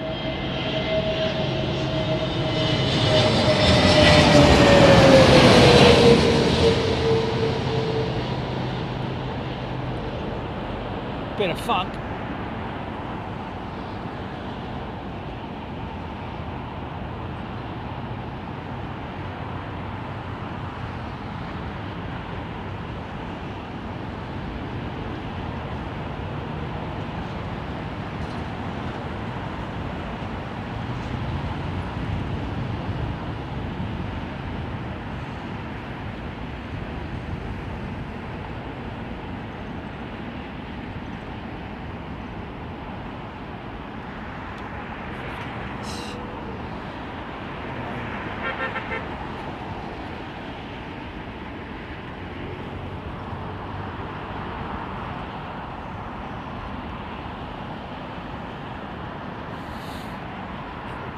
It'll be a bit of an uneventful return, I believe, for BA for the 380. I don't think it's going to be anything, and it's going to be on the northern runway, isn't it?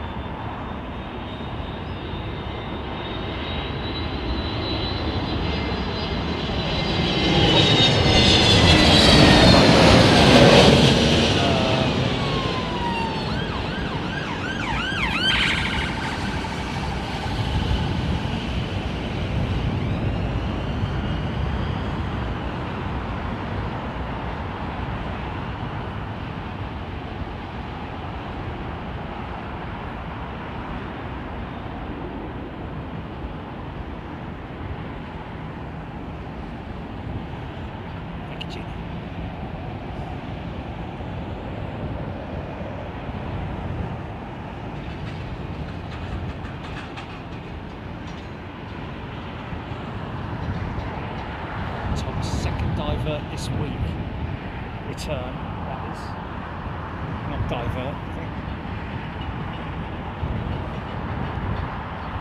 United 777 turned back earlier this week.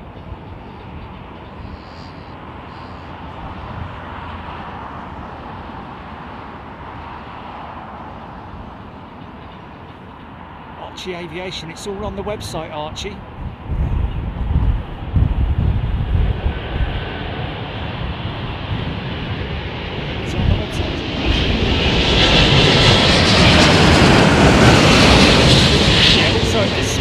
Channel as well, Archie, about our equipment.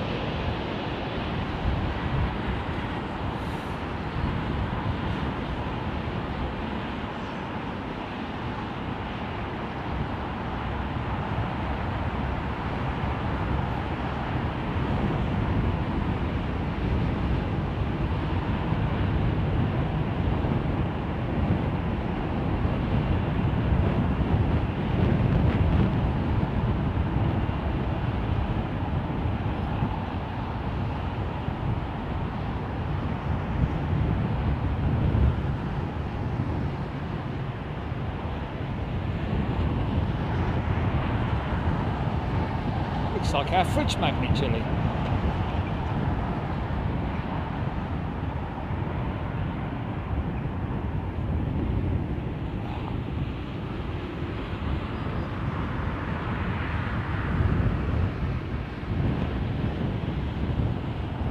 CMBA jet.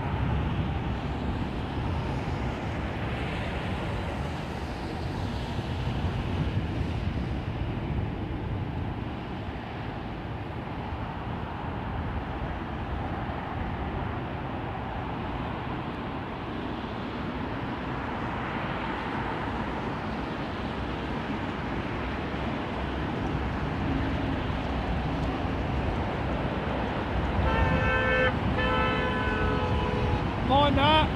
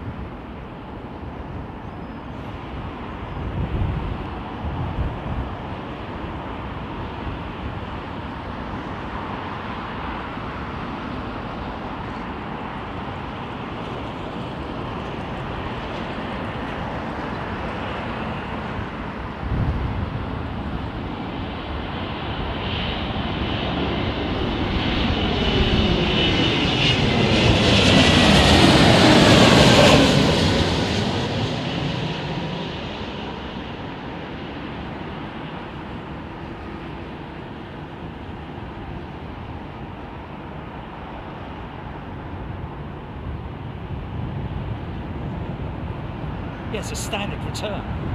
It's just, you know, the fact that it's returning is what it is. It is what it is. It's not like, you know.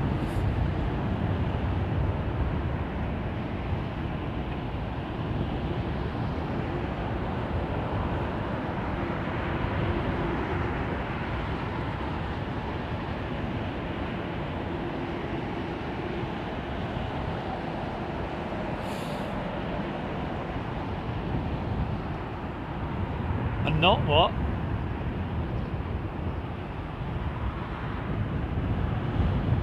Oh.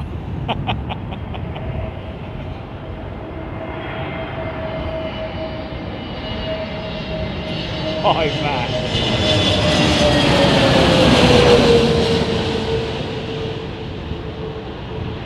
Yeah, that's very true. Tony McCall.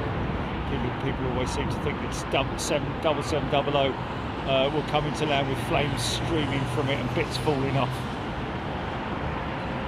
It's a general emergency, isn't it? It's not even an emergency, really. It's the word emergency is probably wrong in some respects, isn't it? It's just a recall. It's just got to come back. Returning to base because of a technical issue, a minor technical issue.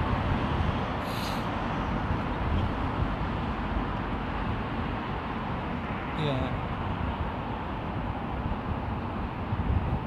Yeah, they are mostly medical, yeah.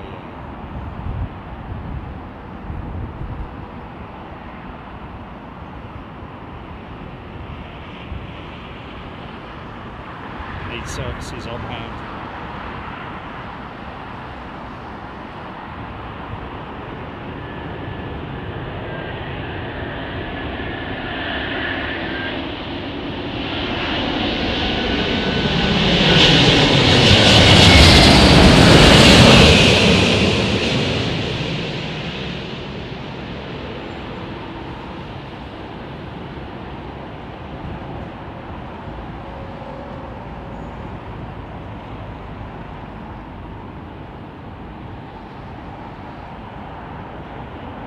Well, it's putting, even though ETOPS stands for Extended Twin Engine Operations, ETOPS is applicable to 4-engine jets as well.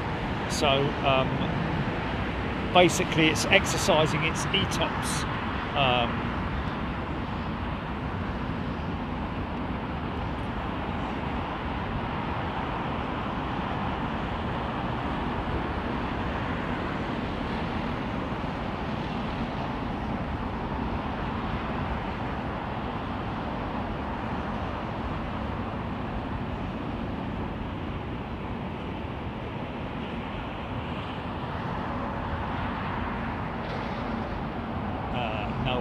Haven't been on 777-00.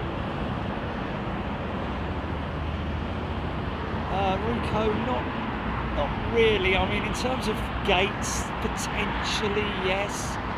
They'll park it on a remote stand more than likely, I would imagine, and then bus the passengers off, which is not good for them, is it? What a terrible way to end their day, and continue on as well.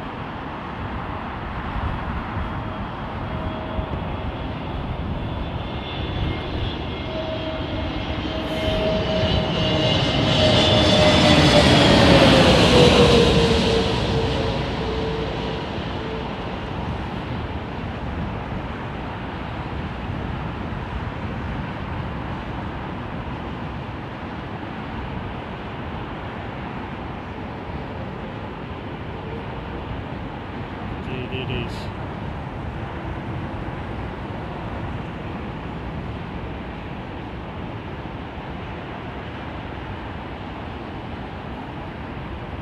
Hello, little fella.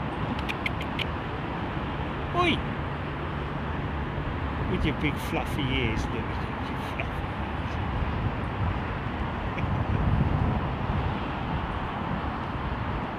Little wee-wees. Little wee-wee.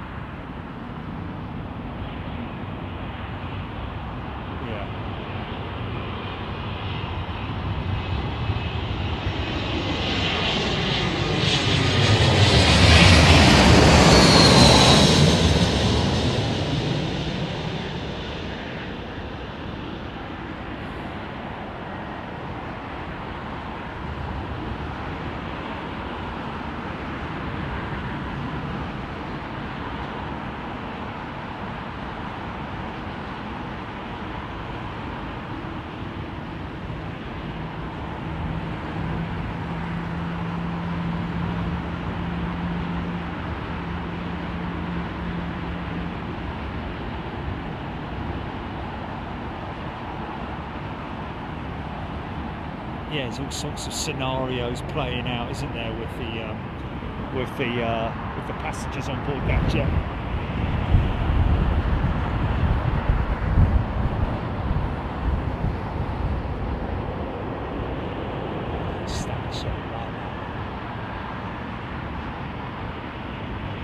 Cathay, come home.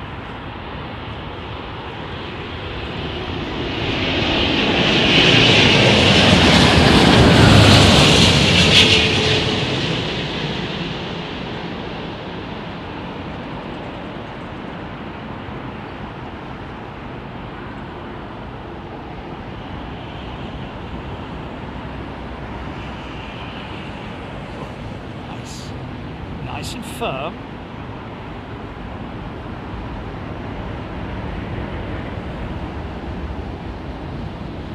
It's a loss-making flight, that, isn't it?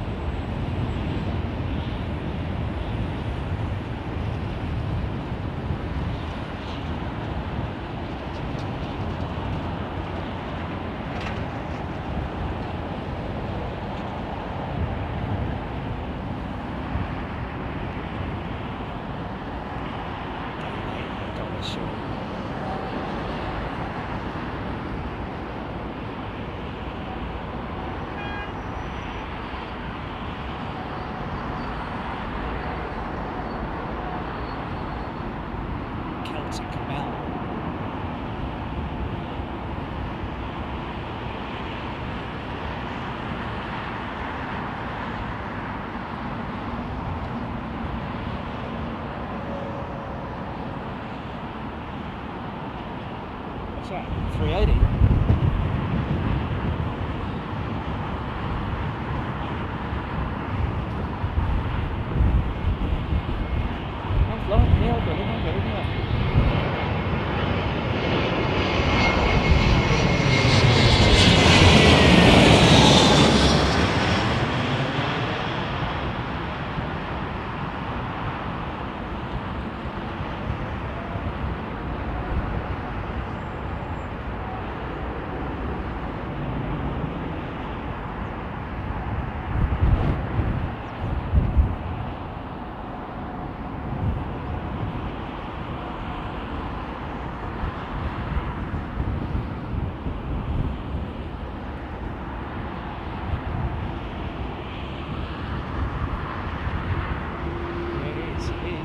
It is.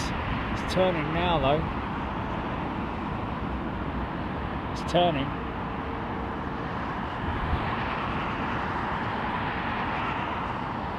Yeah.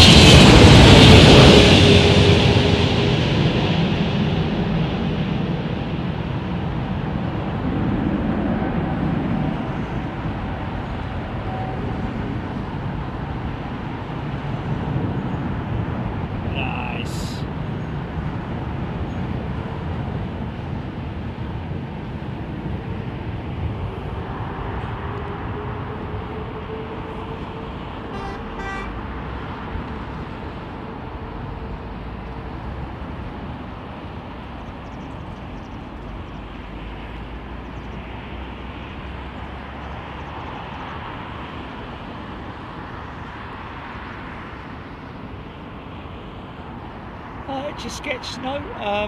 It's supposed to be actually brighter than it is today, interestingly enough.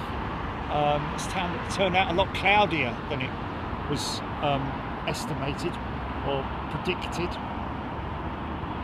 Slinger in the Lambourne, Ananth saying.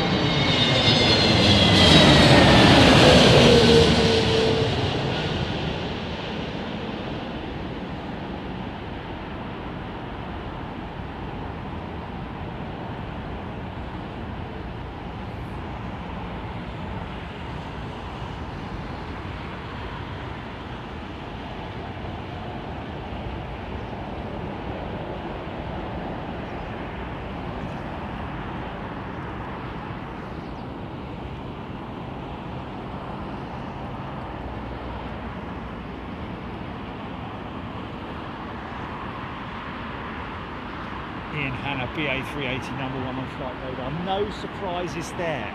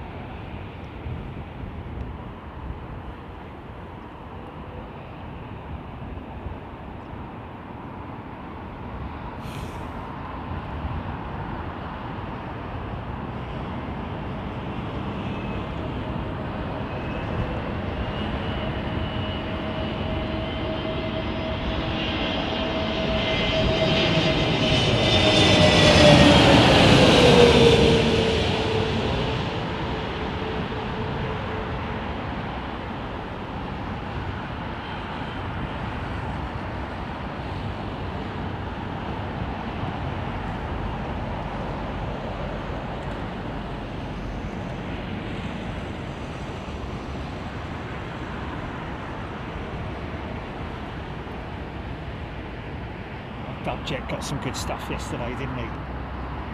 Closed the bleeding airport though, didn't they? Crazy, 2.5 hours.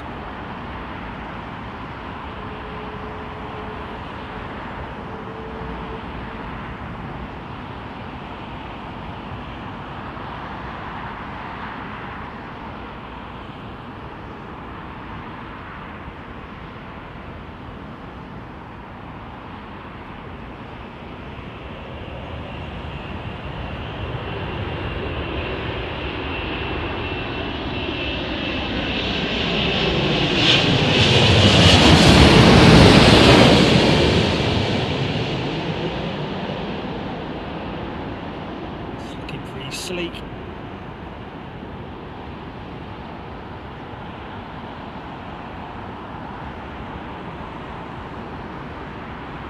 Oh, nice. Wow. That was uber smooth. That's got to be touchdown of the day, isn't it? Wow.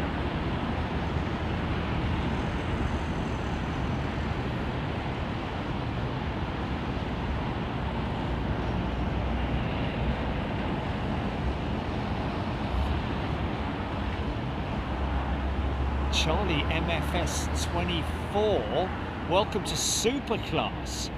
Welcome, Charlie. Thank you for supporting the channel, my friend. And hopefully you're a new member. You can stick around and join us in future overseas trips as well. Of course, all members will be able to watch back Miami shows this afternoon. Jilly's gonna unleash Miami for everybody, so thank you, Charlie. Microsoft Flight Sim 24.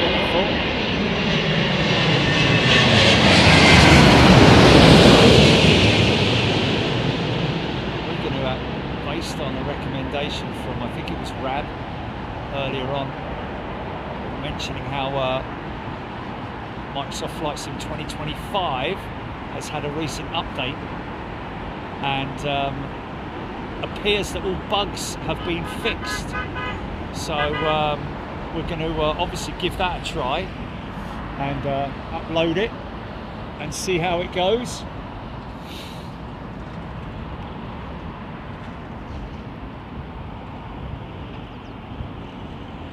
And of course that will include the Heathrow with yours truly right here in the field. And at the Renaissance as well.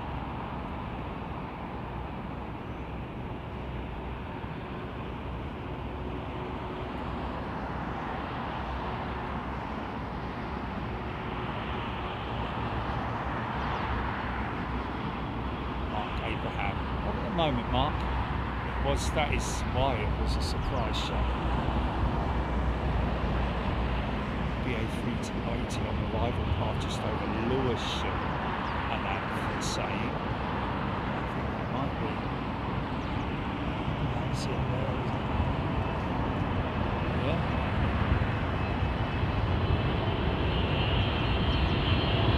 Thank you, Craig.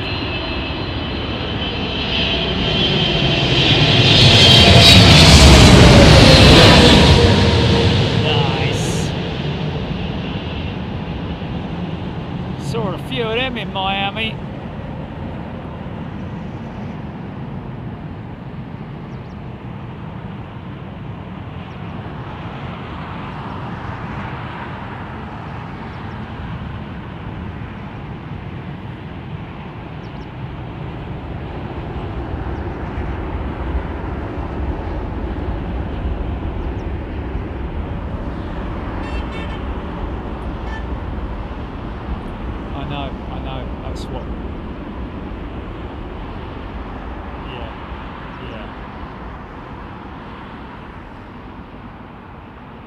Yeah, well, all we've got to do is copy it, haven't we?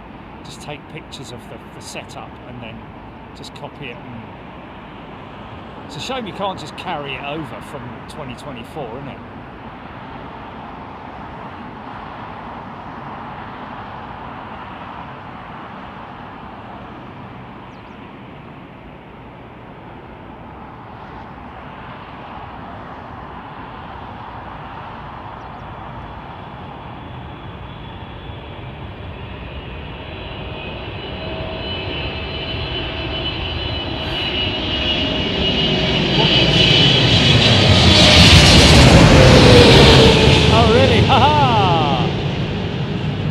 Shot with BEA 380. That was us going to LA. Nice, drilled that one. So that was us going to Miami this time last week, folks. Right there.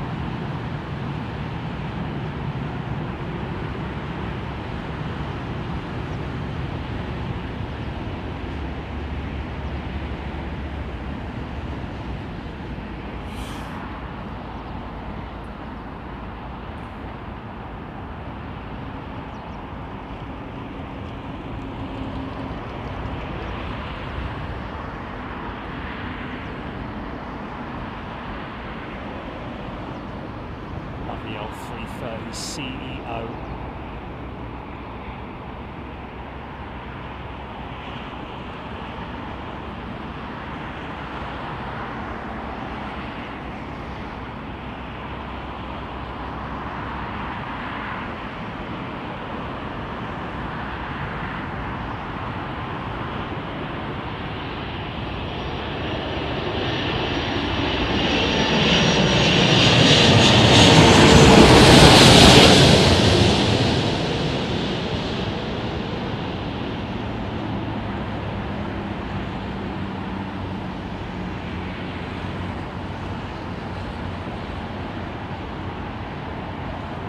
Whoa!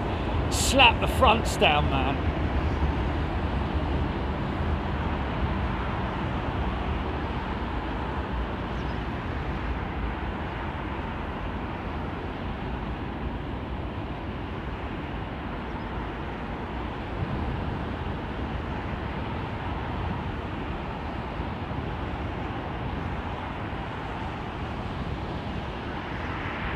Jono Godley. Welcome back, Jono. This is the last two, isn't it?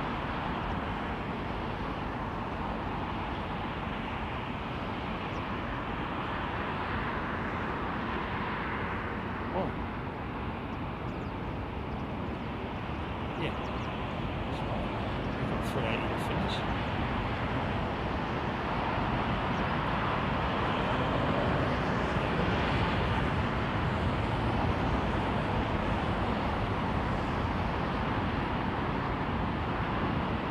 Could do a Skiathos to Athens on FlightSim. Can't do Athens to Skiathos.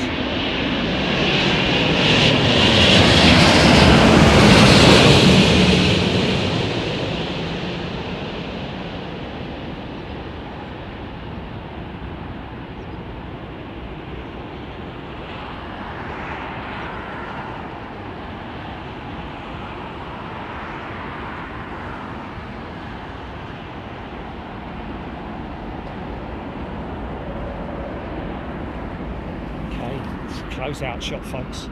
Big thank you to everybody who's joined us today. Lovely to have your company. Thank you to all gifters, welcome all new members as well, and subscribers. Subscribe to the channel if you like, folks, and if you want to give us a like, it's entirely up to you. Thanks to all of our amazing moderators as well. Thanks to Jilly, who's been your technical director today,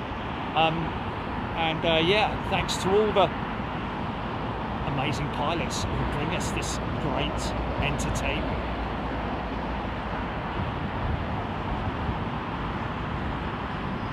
We'll be back on Friday if we don't see you before. Actually, tomorrow morning, folks. Tomorrow morning we'll be live to catch BBLLB departing on his American 787. So join us tomorrow morning. Keep an eye out.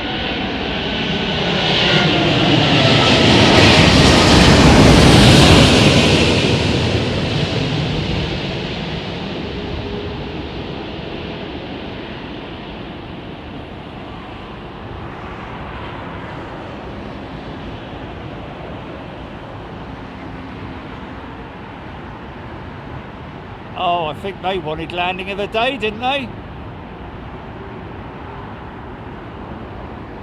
Not far from it, mate. Kind of on par with LATAM. Didn't see the first segment though, but that was very smooth. You look after yourselves, folks. Take care, and thanks again to everybody who's joined us. And we will see you tomorrow morning around about 10:30, something like that, to catch Blair departing on his Dreamliner. First departure out of London Heathrow on the Dreamliner for Blair. See you tomorrow, folks. Take care. All the best. Good night. Or bye-bye.